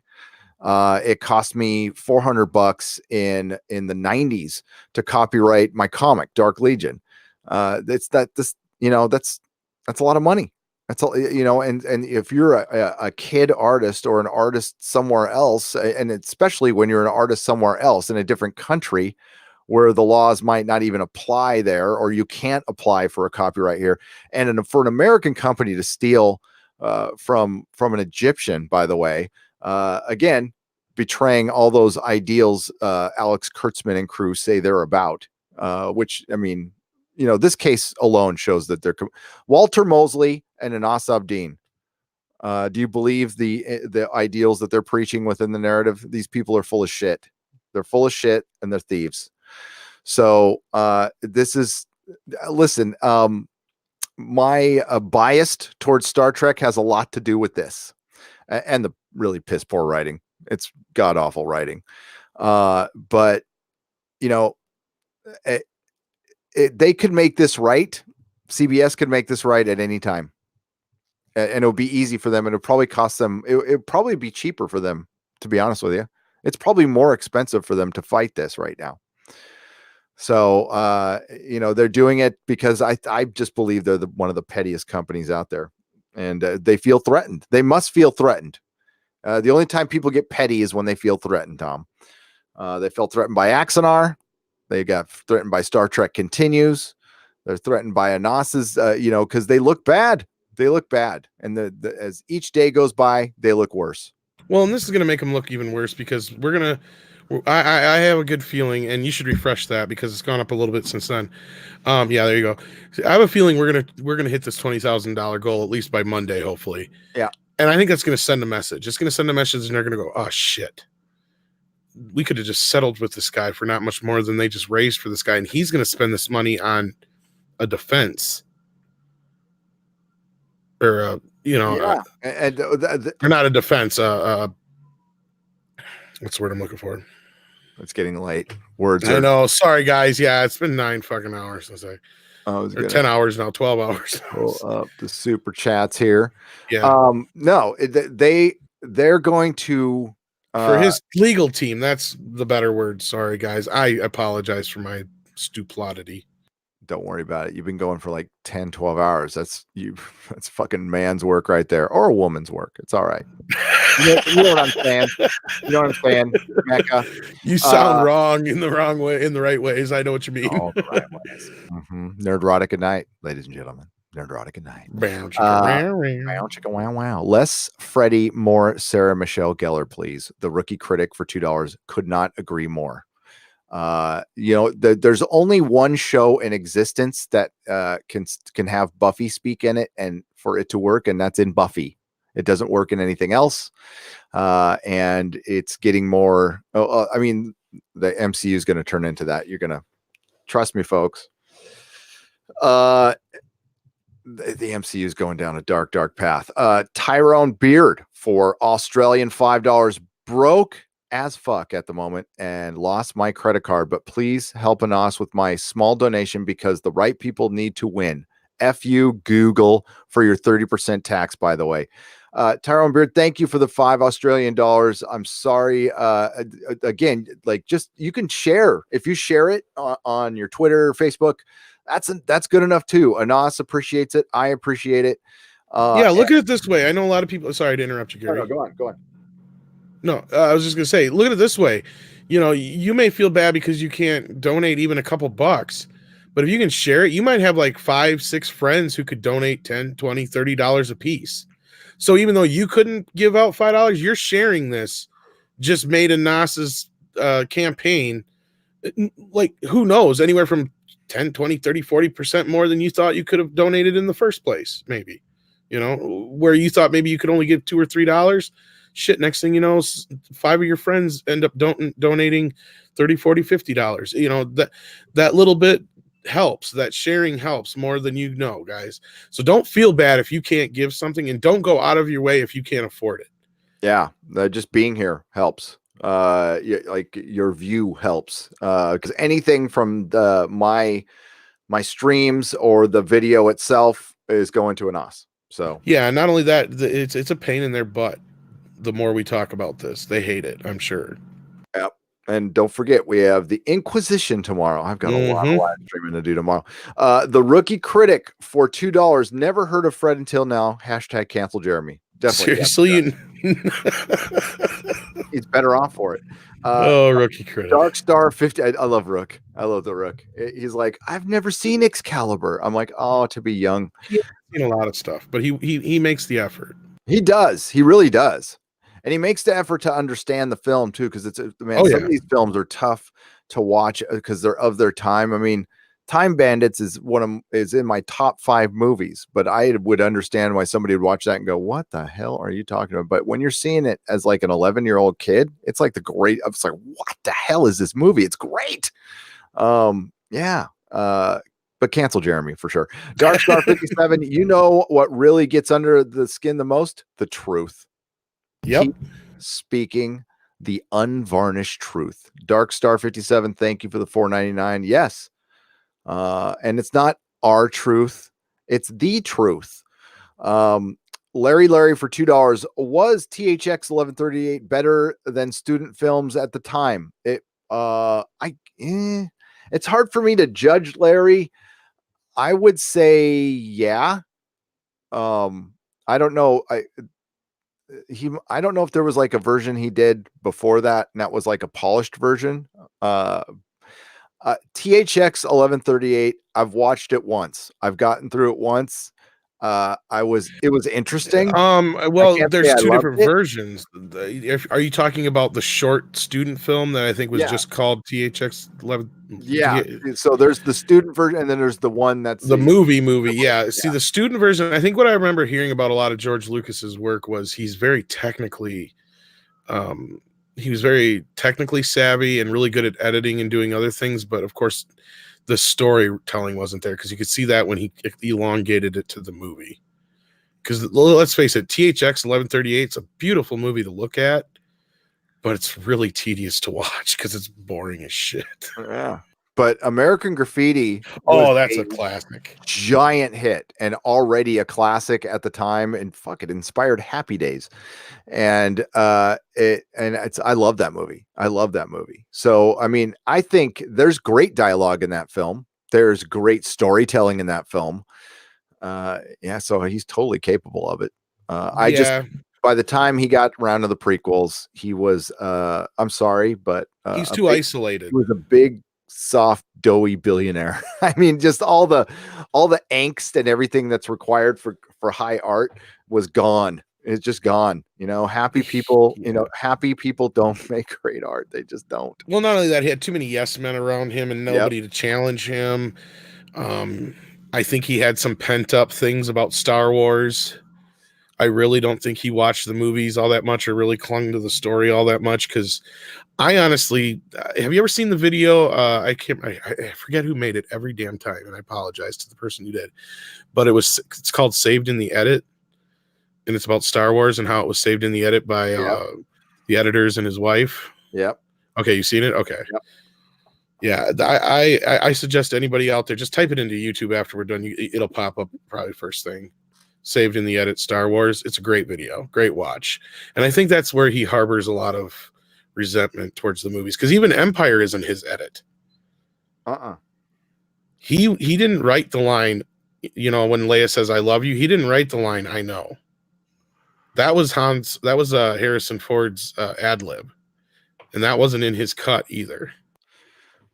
I just remember at the time reading in Starlog magazine that George Lucas wasn't on the set for some of that stuff for Empire because he was going through his divorce and stuff. He said at the time he said he never wanted to direct I don't again. think he got divorced till after Return of the Jedi. He was going he was building Lucasfilm and doing some other crap, I think, at that time in ILM. I remember his marriage. I don't know when he officially got divorced, but his marriage It was probably starting to fall his apart. marriage was breaking up because I knew about it back then when I was like, I did like a whole expose on it that I never released, where it goes through the whole thing. And I did a first part where it's called George Lucas is a hypocrite, and the second part's called George Lucas is a hypocrite and an asshole. I love him, but I distinctly remember, and if official Dougie J is out there, we were both 11, 12, and I was like, why isn't George directing Empire? Why isn't he? And the whole thing was, his marriage is breaking up, and it destroyed his marriage, and he never wants to direct again. That's what everybody knew back then.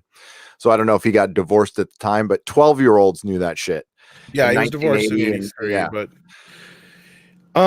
well, not only that, he felt like he couldn't do it, but then because I think he said divorces take a couple of years to go. Yeah, through. Well, not only that, and then I think he said I've been through one.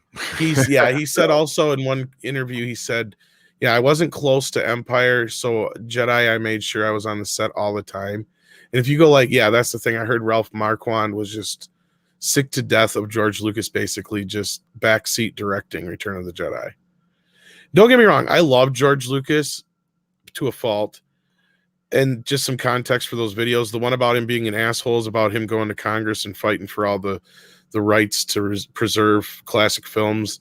And then he goes and changes his movies and won't release the originals. That's what it's about.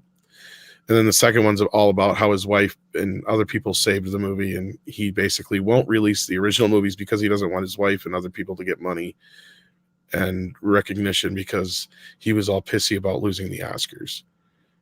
He didn't get any Oscars. Yeah.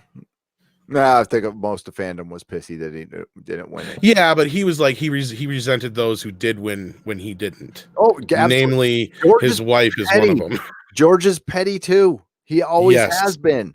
But that's the artist part of George. That's what makes him human. Yes, he's a very creative person. But even when your wife and best friends are calling you a cold fish, that says a lot about No, he's not warm. I've met him a couple occasions. I've met the guy, and the vibe is he's absolutely cold. Yeah, it's kind of hard to believe that even he has trouble articulating his own creation. I was searching for a great, poignant George Lucas quote to put in front of one of my videos. I couldn't find one. All I kept finding was meme quotes of him, poetry, it rhymes. But, he didn't have some, Peter Jackson. The first interview I found, Peter Jackson said, and I put it in front of the Gandalf video where he said, we didn't have any interest in putting our own personal baggage or messages into our film. We felt it was respectful. I'm paraphrasing. We felt it was respectful to put Tolkien's messages into his film. And that was easy to find. I found that in 5 minutes. George, I had to watch a half an hour of interviews just to get him to give a good cohesive answer on what was the initial idea and story for Star Wars. And it changes, and that's fine. But he articulated it on the screen, and that's the important place. So, Jar Jar Abrams is going to do great in his upcoming rehash of Police Academy franchise. Rachel Maddow is Moses Hightower. I'm a potato. Thank you for $5. Like this Police Academy reference there, and Mecca will appreciate that too. Thank you again, Larry, for the $2. And I gotta say, you had to frag off Felger Crab. I know you're making a joke there, but unfortunately, George is actually sterile. That's why he can't have his own children. Yep. Yes. That was another thing that came in. It was a big thing in his marriage. Yeah. Well, yeah. And I've made a crack or two on why he's a cold fish and doesn't have, he's missed that one thing he's missing. Well, that's it. Or maybe not. Watch the Orville where you can actually see the ships in space battle without taking Dramamine. Orville Nation, that is a good point. For $5, thank you very much. Those wonderful special effects that we see in Star Trek Discovery, go pause on one of them and tell me if you can find a single frame without major motion blur and cranking up. The blacks are cranked up so high, so it just looks like shiny lights moving around and they're blurry. Yeah, that's what I don't understand is how much they spent on that show just to make everything dark so you can't freaking see it. Remember back in the day when they would spend a lot of money on movies and stuff, they'd make make sure you linger on that, make sure you get that well lit so we can show that off. That's freaking $3 million right there. You know, it's like God. Sorry. No. And then, you see what they put into actual sets. I saw in the Orville, and I know I said it last live stream. Sorry, repeating, but Oh no, I'm sure a lot of your people didn't get to hear that though. I walked around the Orville set, so I got to walk on the Orville, and it was I have a lot of respect for how much work went into that, and you see where the money goes. There's very few areas where there's green screen, obviously, where they're looking into space, but the panels are all real. I got to stand in Bortus's quarters and Gordon's, which doubles for Gordon's quarters too. But then I got to where the shuttle bay is, the P corner, all that stuff. Yeah, it's freaking awesome. Captain Plank for Australian $2. Ray is gay, for she does not know the way. Okay, but he spells gay Gae. Okay, for the £2. Ray, I think Ray is asexual. I think so. I think that's kind of the gimmick there. Yeah. Even though she does kind of have a steamy thing for Kylo, don't get me wrong. I still think they're brother and sister. Yeah, they have to be. It's just gonna go along with JJ's MO. Oh, and we'll find out in the last 10 minutes of the film. Well, it'll be kind of similar to Jedi, probably. We'll find out. We'll have a scene where Kylo reveals that he knows she's not just a nobody. He knows he's her sister or something like that, or there's some connection between them, setting that up. If you wanted to mirror it, then you revealed it. You reveal it in Last Jedi. You don't reveal it in the final film. And unless they reveal it at the beginning of the film where you can get some impact from it and deal with the consequences of it. Well, that's kind of what they did in Jedi, because it was an afterthought for George too, not to knock him again. Well, I'm talking about the impact of the decision. So I knew Leia was Luke's sister the minute we heard there was another. I was 11. Which is funny because that's not even what George had in mind. But yeah, that's what was in my brain. So maybe I beat George to it, but everybody was talking about it. We're like, oh, there's another Leia's the sister. Have you ever heard him tell the story about when he decided they were going to be brother and sister? No. It was in the midst of writing Jedi. It was when Luke was hiding and wouldn't fight Vader. So who the hell was supposed to be the other? There was supposed to be another character they were going to introduce that I think got cut from the story anyway, because remember they wanted to kill Harrison Ford wanted himself killed off. So there was looking at this possibility of introducing a new character to kind of take his spot, but it'd be a new Jedi. God, there's so much. You know what? And was that interview done at the time? I think so, because what he said was, there is so much revisionist fucking history about Star Wars. I was alive at that time, so were many of you. And are you remembering shit differently than me? Because I just watched a lot of interviews with George Lucas. I did a lot of research. I'm sure you did, and I'm sure George Lucas is. I'm not saying he's not a truth teller, but everybody and their fucking mother. Well, I think this is an older one because I think he changed this in the future. I think he changed his story on this, and that might be why people are getting confused. Because what he said was he had Luke under the thing, he wouldn't fight, and he had to come up with a reason why Vader and him would fight, and it was his sister. Well, I know the Vader father thing wasn't there from the, and that wasn't either. Yeah. So, but when they did come up with that decision, so to mirror Empire, if you want the impact of an equal decision, because you can't have somebody be their father, the revelation of them being brother and sister would be equal to Darth Vader revealing that he is a father to Luke. You put that decision in the second film, so you have plenty of time to go through the consequences of this decision and then have a resolution. You would need a film and a half to do that. If you reveal it in the final film halfway through or towards the end, that's typical J.J. Abrams shock shit, where we're just revealing a decision that we're not really going to do much with. You don't think that's what all this whole movie is going to be, Gary? Seriously? I totally predicted everything. It's Oh, gonna be. yeah. That's what I've been saying from the beginning. It's going to be a whole bunch of mystery boxes getting opened up in our face all the mystery over our... box is. I'm just Yeah. saying, if he wanted to do it correctly, then he Oh, would have yeah. cleared that decision, and I'm that's not arguing that, but yeah, sorry. But Jar Jar Abrams is going to do great in his upcoming. Oh, I already read that one. Ruby Rose would make a great Jedi because Force powers would make her fight scenes believable. CM Shazam 499. Yeah, the verisimilitude of Batwoman, not really there. Not really there. I don't care if it's a man or a woman. If you're 115 pounds, and I said this to Mrs. Nerdrotic, was sitting right next to me, and I saw the fight scenes, and I'm like, no fucking way. And she said, and Mrs. Nerdrotic was trying, she's fair. She's a fair person. She's like, well, her fighting style, she's trying to get her with the elbows, and she's, kind of fighting correctly. I'm all, yeah, but except for the 150 to 100 or to almost 200 pound weight difference. And I don't know if any of y'all been hit by something that weighs 100 pounds more than you.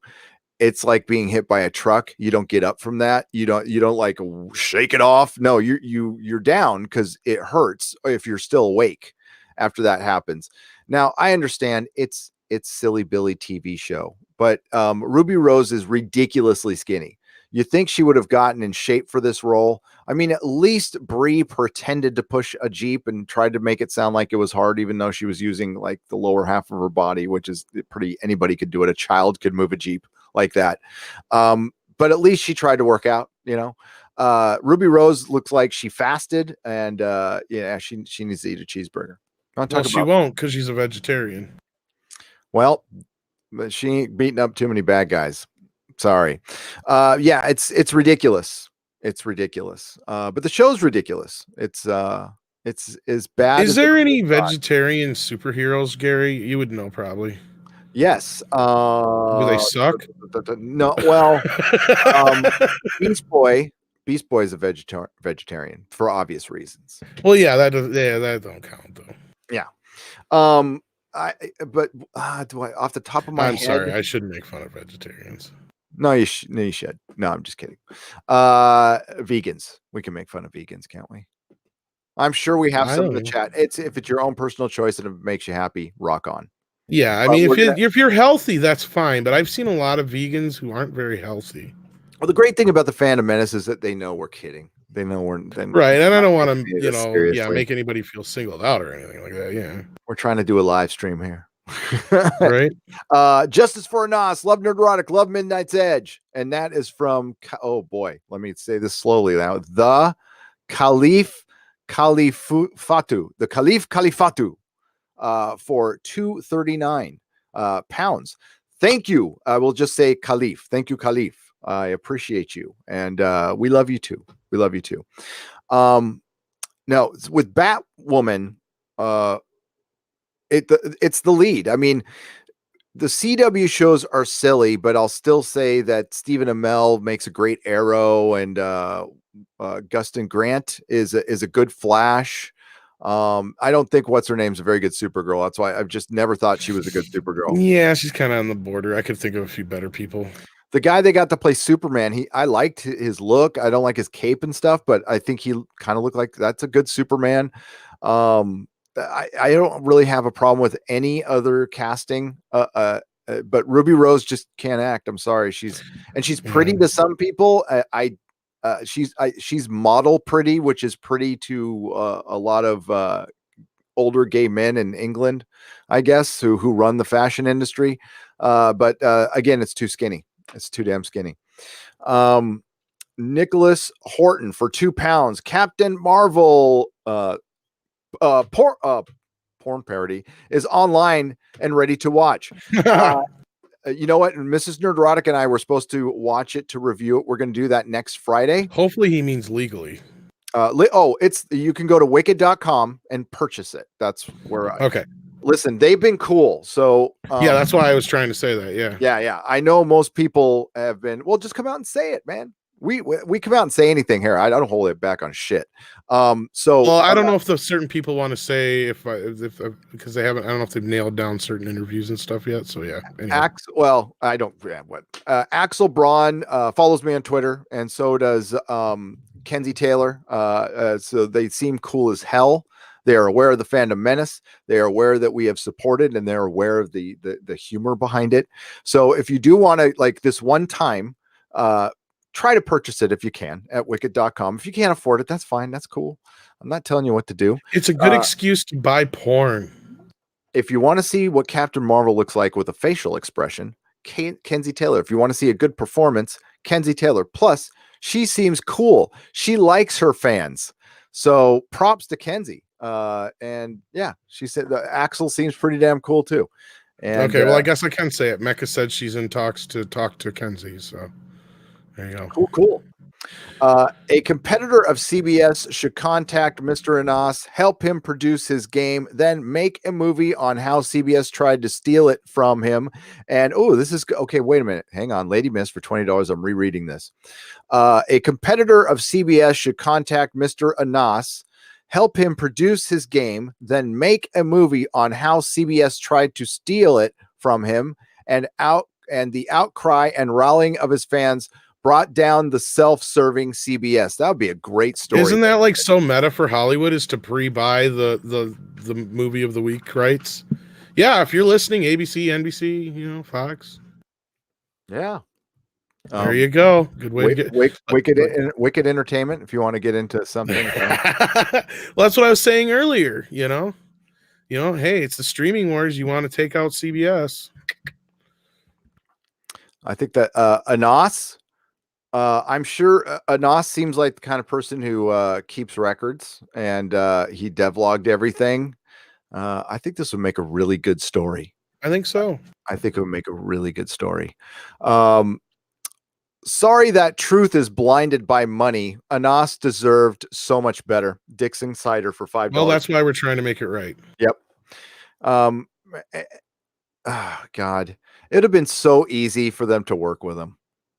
It would have been nothing. It'd have been nothing. They waste more money on catering. So yeah, it's petty. It's personal. A lot of it's personal or not. Yeah. It's about how they're viewed by the fans and shit too, though. It boggles perception. Listen, I understand. I fundamentally understand everything CBS is doing. They're backing their boy that they've given a lot of money to. They're invested into this guy.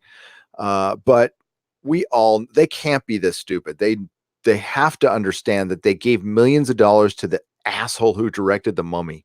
They gave him Star Trek. So they're locked in. And right now they're in a situation where we just hope for the best. How many times have we seen this in sports ball where, you know what? They hired a coach and about a half a season in, this guy sucks. Well, even better yet is when they spend the buttloads of money on some huge player and they go to shit whenever they get traded and for some big deal. Yeah. But I've rooted for the saddest sack sports ball team of all time. The team, forget Cleveland Brown fans, shut up. Cardinal fans, shut up. The Chargers were the losers of all fucking time. We found every single way to fuck something up. We had the worst coaches. We had Norv Turner for years. Believe me, I've suffered with a shitty team for a long time. And Kurtzman is worse than Norv Turner. He's like the Norv Turner of CBS. Yeah, you're probably right. Better with the coach. David Boston was that player. No, he was a great receiver for the Cardinals. We got him for millions of dollars. And then like the next day, he didn't want to work out with the team. We find out he was just like juiced to the gills and got injured and didn't do anything. Yeah, David Boston. Cancel Tom says the rookie critic. Why?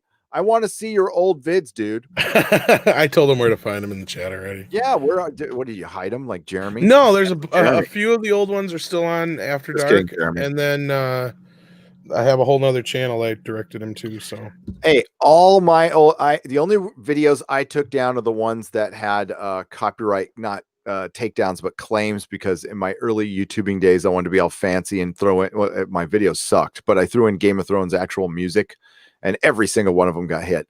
But I've got, everything is still up. And if you can't find it on my channel, look for it on Nerdrotic. Even I have even some of my co-hosts, quote unquote, there. They're still around. I'm not going to erase them from the memory of Nerdrotic, although I should, but I don't. I heard one of my old co-hosts called critics of Batwoman incels. Oh my goodness. Yeah, I think that's funny. I think it's really funny. Hashtag projection. Hey, Ruby Rose is great in John Wick as a mute, says Captain Plank for Australian $2. Yeah, you're right. I barely remembered she was in that, but that was John Wick 2 or 1. Was she in John Wick 2? 2. 2, yeah. Yeah. But yeah, I didn't mind her in that, but she didn't say a word.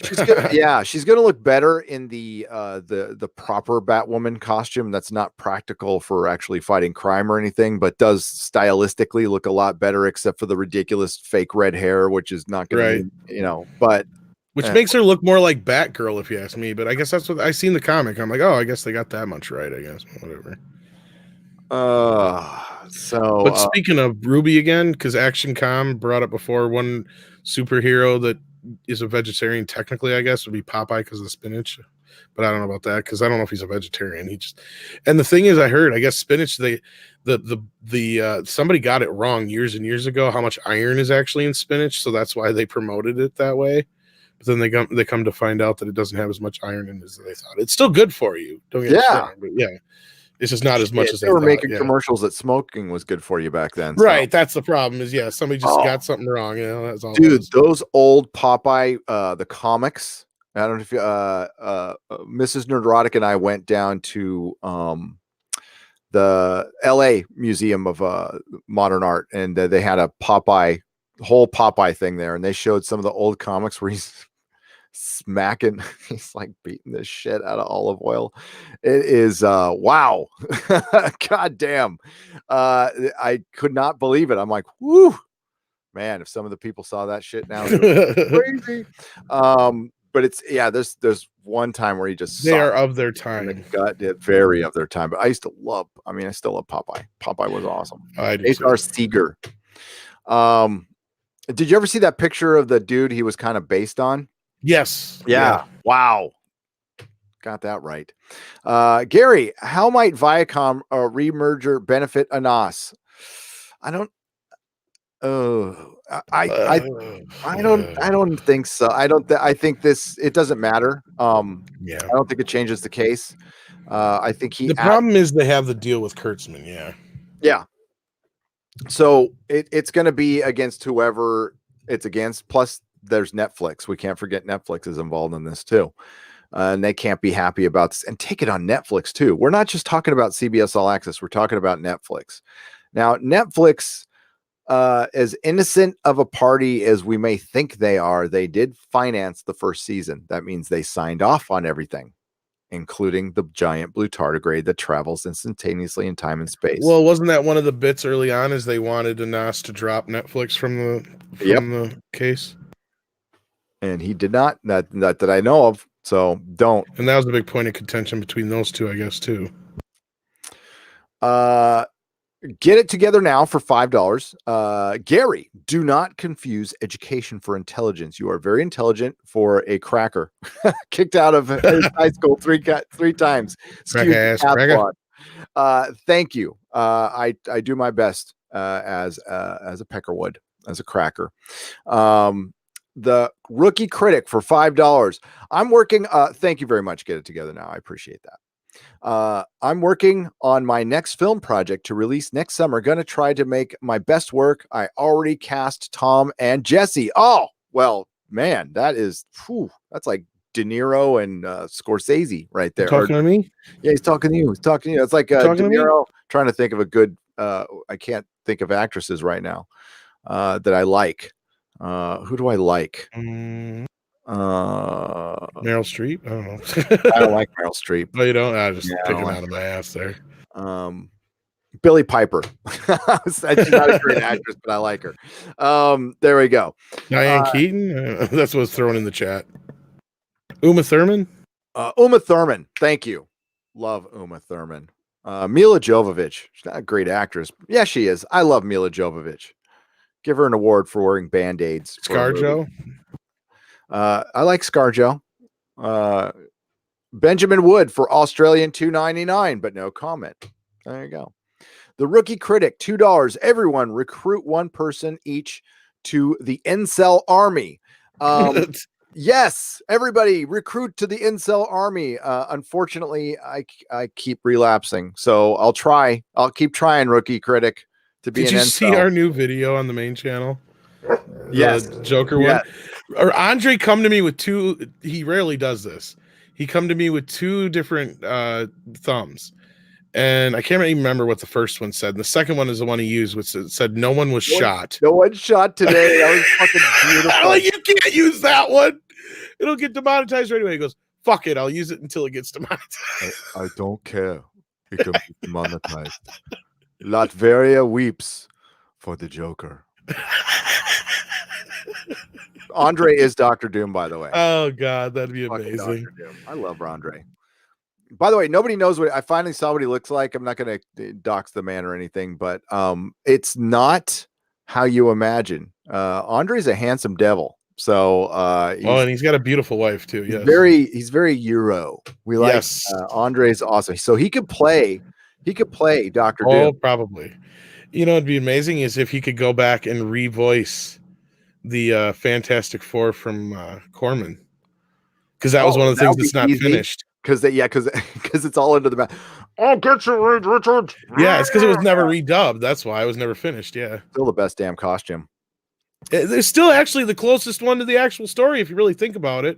Hey, outside of that one little character guy, Bane costume was brilliant for the time. Hell yeah! Oh my God, I would love to have one of those. Sure, it's corny, but it's still closer to the comics. Corny. I can't. And they were trying. Those folks were trying. They had no clue that thing was not going to ever see the light of day. Speaking of corny, I don't know why I thought this. Hot Toys is made 1966. I didn't see this. I'm so out of the loop. Batman and Robin. Oh my God, they're perfect. I'm like, fuck. I can't afford those though. We got to think about Anas. How does bright, highly visible red hair make sense for a hero that's supposed to be stealthy, lurking in the shadows? Kaz Walker for Canadian 5 pesos. You know what? Stylistically, if you saw it in the comic, it worked. On television, it doesn't work at all. That's why, as dumb as the first costume looked, that was a much more practical costume for her. I love what Mrs. Nerdrotic say, once it fits a woman, and she goes, does it come in petite? Miss Nerdrotic's pretty catty. She's one of the she seems so sweet though. She is, but she can also, she's a little firecracker, that one. Wiley, she's super nice though. I don't know why the hell she puts up with me. I am a pain in the ass, trust me. Okay, so Wiley, Wiley Rojas for what's a CRC? 2,500 CRCs. I'm gonna have to look that up. I'm gonna look it up because I want to know what these things are. Money. It is a Costa Rican colon, not a colon. Colon. Costa Rica. Oh, hail from Costa. Oh, he says it right there in the fucking super chat. I'm an idiot, Tom. It's all right. It's late. Greetings, guys. Love your streams. The fandom is strong in Costa Rica, and those are our currency. And I looked it up before I read it. Oh, well, it's all about the journey, right? JJ Abrams. You took the effort. That's the point. Wiley Rojas, I want to go see your country so badly. There's amazing things about Costa Rica. There's these giant stone balls down there that were carved by who they don't know who. They found them. They've found them all throughout South America, but there's these Some of them are perfect spheres. They were hand carved. You know how fucking hard that is? And they were buried in enough sediment that they're thousands and thousands of years old. They don't know who the hell made them. Some scientists think they're natural, but there's signs of, again, carving. So yeah, look it up. David Hatcher Childress. They're these weird stone balls down there I want to go check out. I love that kind of shit. All right. Let's take one more pass. By the way, Jason Smoot, $200. Thank you again. Thank you, Lady Miss, for the $50. Everybody who super chatted, all 70% will go to Anas Abdin. We will refresh this one more time. A big round of applause, ladies and gentlemen, in the chat for Tom from Midnight's Edge, who has live streamed for 12, 13 hours today. That's nothing. Oh, shut up, man. That is fucking brilliant. So thank you so much. Well, I knew we had to do something. We have 1,000 people and it's 11:25 here. It must be late some other places. Thank you all for joining. Tom, please plug your channels as much as possible. Well, of course, check out Midnight's Edge and Midnight's Edge After Dark. And you guys have gotten it almost to $1,300. It's at $12,902. Can they get it to 13 before we get off? I will. Yeah, I'm going to stay here until it gets to 13. So we got $98. Yeah, can we do that, folks?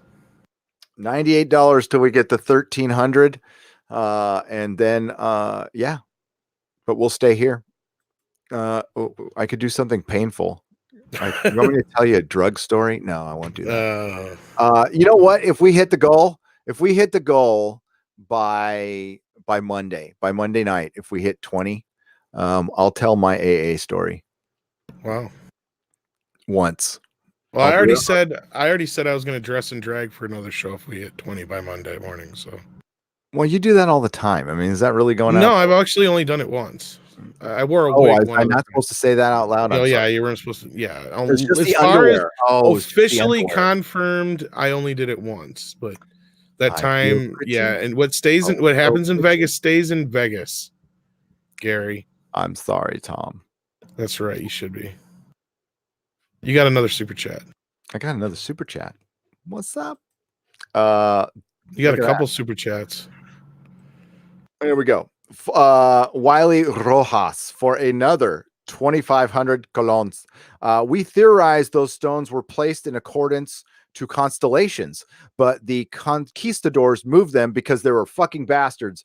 Sorry. We will never know. And that's awesome that Wiley Rojas, you have to tune into the Exozone. I think after this, tune in November. I'm going to do an ancient civilization one. I'm going to just drop all my ancient civilization knowledge and get into it. Talk about the Atlantis theory. And I love that stuff. Graham Hancock, all about that stuff. So, God, I would love to see those things. I saw my first real ancient ruins this year when I went to Sicily, and I saw some Greek Roman stuff that predated that. And it was, man, I just stared at stuff for hours. Asked Mrs. Nerdrotic. I didn't want to leave. I was just looking at it going, how did they do this? And what but it's amazing. 487 Sean Tower for 98 Canadian pesos. And no statement, but thank you. That is, well, there's our 98 right there. I was just going to say, technically, yes. Apply it. Technically, we got there. Okay, last one. Have to go to bed. Those stone balls in Costa Rica are Captain Marvel's testicles. Tom, stop saying before we get off. Alien 40th anniversary tomorrow. Fathom event. I'm a potato for $10. Thank you. Is it Alien's 40th anniversary Fathom event tomorrow? If it hadn't I thought it already happened, but it could be. Shit. Oh well. I got to EVAP. I got to talk to Mahler. We got to set some people straight on some Game of Thrones stuff.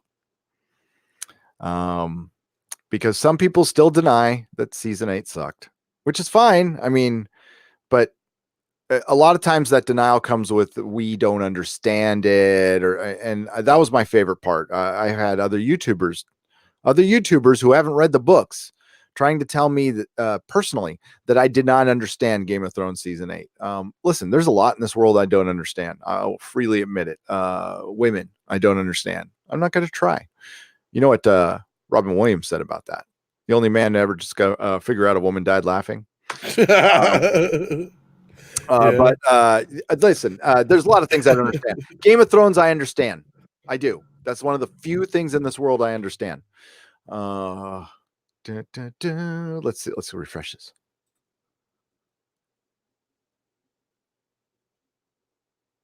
Did it? Oh, okay. Well, then we got our 98. Listen, people, it's late. That's it.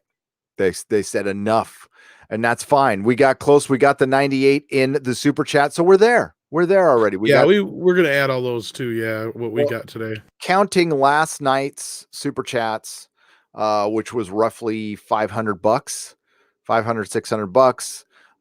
And then what we get from tonight, we're probably 700 away from our 7,000 away from our goal. I think we can do that Sunday, Monday for sure. I think we can do it. Thank you to all who have given someday when Anas is ready to speak. I know it's I really did ask him, hard and for I think he said he was going to soon. So Okay. I think we're going to try and set something up. I was going to talk to you about that actually. Yeah. Sorry. Yeah, I don't. Whatever you think. I don't want to pressure the man, but whenever he's ready, man, we'll get him on to talk to you. It must be. I mean, it must be really hard. I mean, just I think before it was more he was trying to be humble and do it on his own. And I think now he's ready to speak out. I think he's had enough, and I don't blame him. For those of you out there who've lost a dad, lost a parent, no matter how old you are, listen, when you're younger, it's worse. Don't get me wrong. But well, and look at it this way: all these people who are out here making these really crappy comments towards him and stuff, all you guys are doing is making him stronger.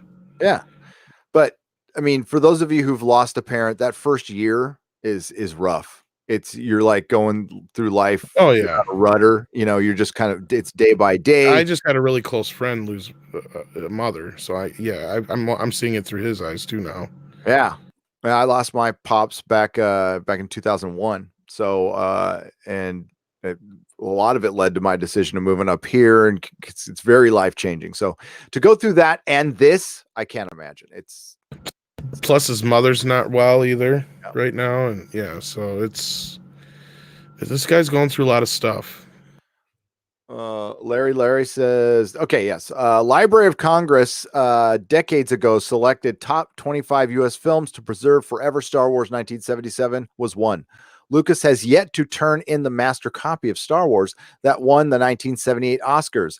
They demanded the original. That is true, but I do believe they just finally got that recently. I think Disney gave him a 4K copy of the film. That is so weird. That super chat was not there until I refreshed it, but I read the one before it and after it. No, but he's right about that. I think I just found out, if I remember right, it was just a couple months ago. Thanks, Larry. Yeah, that's so what the hell is this problem with that? And that's the only reason I can see why that Disney hasn't been able to release him is he has to sign off on it, I think. And I think part of that is the fans want it, and I don't think he wants to give it to him. I think that's part of the motivation. So I mean, like, this is where listen. I love George. I love what he's given us. I love what he's done for fandom. I mean, like, I could, an argument could be made fandom wouldn't be around at all if it wasn't for Star Wars. I'd say a very solid argument can be made. So he's the godfather of fandom, along with Gene Roddenberry and others. But he can be a bit of a cantankerous little shitbag. He's sometimes. Very set in his ways. Yes, he's stubborn. So, and that's fine. And that's part of his makeup. And again, we're all complex creatures. I've got my flaws too, but and I can understand why he was pissed at the fans. But there's a point where, like, dude, you are set for you have generations set for life. You're good, man. Just release it. Make the fans happy. They've got nothing else right now. Just put the campaign over 13,000. Glad to be a part of it, says Kaz Walker for Canadian 5 pesos. Well, let's see. No drum roll. Whoa, right on. Thank you, Kaz. Thank you so much. And that was Kaz Walker and Anonymous and Anthony Witham and Paul Talbot, Alfred Crane. Thank you all for the donations. I greatly appreciate that. So does Anas Abdin. My third contribution for the day, JFA, long live the future ruler of Earth. Now, when I see JFA, best time is now. I think of Jodie Foster's Army. I do. Larry for $2, and he says, you missed my $10 super chat about Library of Congress, which I got. Thanks. You didn't have to put $2 in there. Thanks, Larry. Okay. We're wrapped up here. Did you plug in? I already plugged, but you've done a lot, Gary. You keep raining, praises on Midnight's Edge and me, but no, you're the guy who set this up.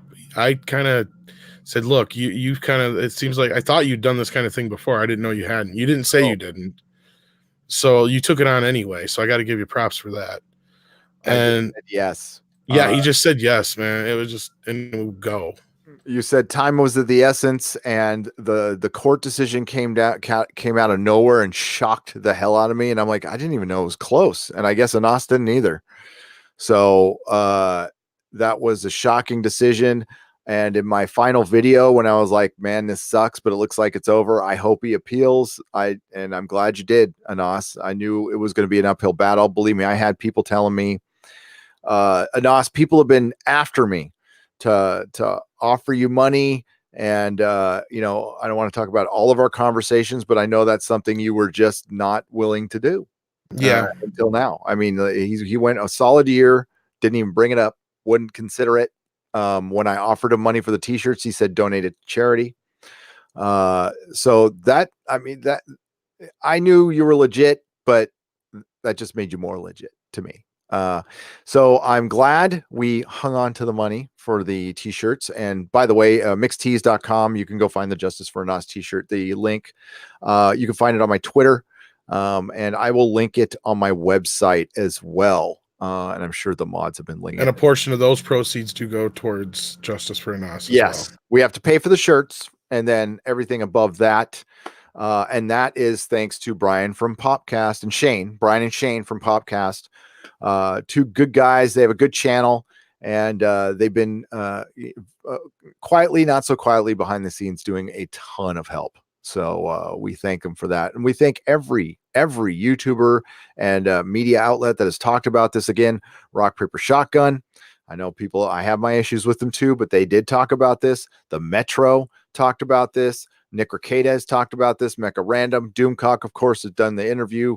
Andre, Rob, Tom, and I saw Sporking News and the Wilk Report both did videos today. Thank you very much. I appreciate that. I will be sure to share those tomorrow. Anybody who wants to make a video, please DM me on Twitter and email me. Get a hold of me so I can share it. Anything I can do to help, I'd be happy to do. And if you've thought about starting a YouTube channel, this would be a good first video. Be a great first video. And again, a plea to any media outlet. If you want to start coming correct, the olive branch is out there. I will share whatever information I'm allowed to from Same here. Yeah. To if you guys want to write and get the ball rolling on some investigative reporting stuff we can't do. Man, I'm willing to help. Drop of a hat. So yeah. And even if you're somebody who thinks they have some kind of skills they can donate to the cause, that may let us know. We'll let you know if that's something we think you can help us with. Yep. I know Bounding into Comics is on top of this. John F. Trent, let me know. Bleeding Fool is out there. I'm sure they'll get on it eventually. What was that? I'm trying to read what Mecca's got to say there. I've hidden the GoFundMe at my at the start of my regular videos so they don't suppress it. Oh, well, thank you. Yeah, that's typical of YouTube. They like to suppress everything. It's not corporate. Star Trek has been suppressed, and I know CBS has been a staunch supporter of YouTube. They've had a lot of, I know Star Trek Discovery commercials are on the beginning of your videos, Mecca's videos, my videos. I've seen them. So, yeah. All right. So we'll very long ending here. It's like Lord of the Rings. That's all right. Thank you again, Tom. Thank you, everybody. No, thank you, man. You've gone above and beyond for all of this too. It is my pleasure. It is my pleasure. I'll be back tomorrow on EFAP and then the Inquisition with Doomcock. After the Inquisition, you are going to be beat. Oh, and then after Batwoman, I'm going to Nerdrotic Live and reviewing Mr. Robot. So Wow. I'm going to go get some sleep. You are a robot, mister. Somehow I got to make a video sometime too. Jesus. Everybody have a great night. And remember, not all who wander are lost.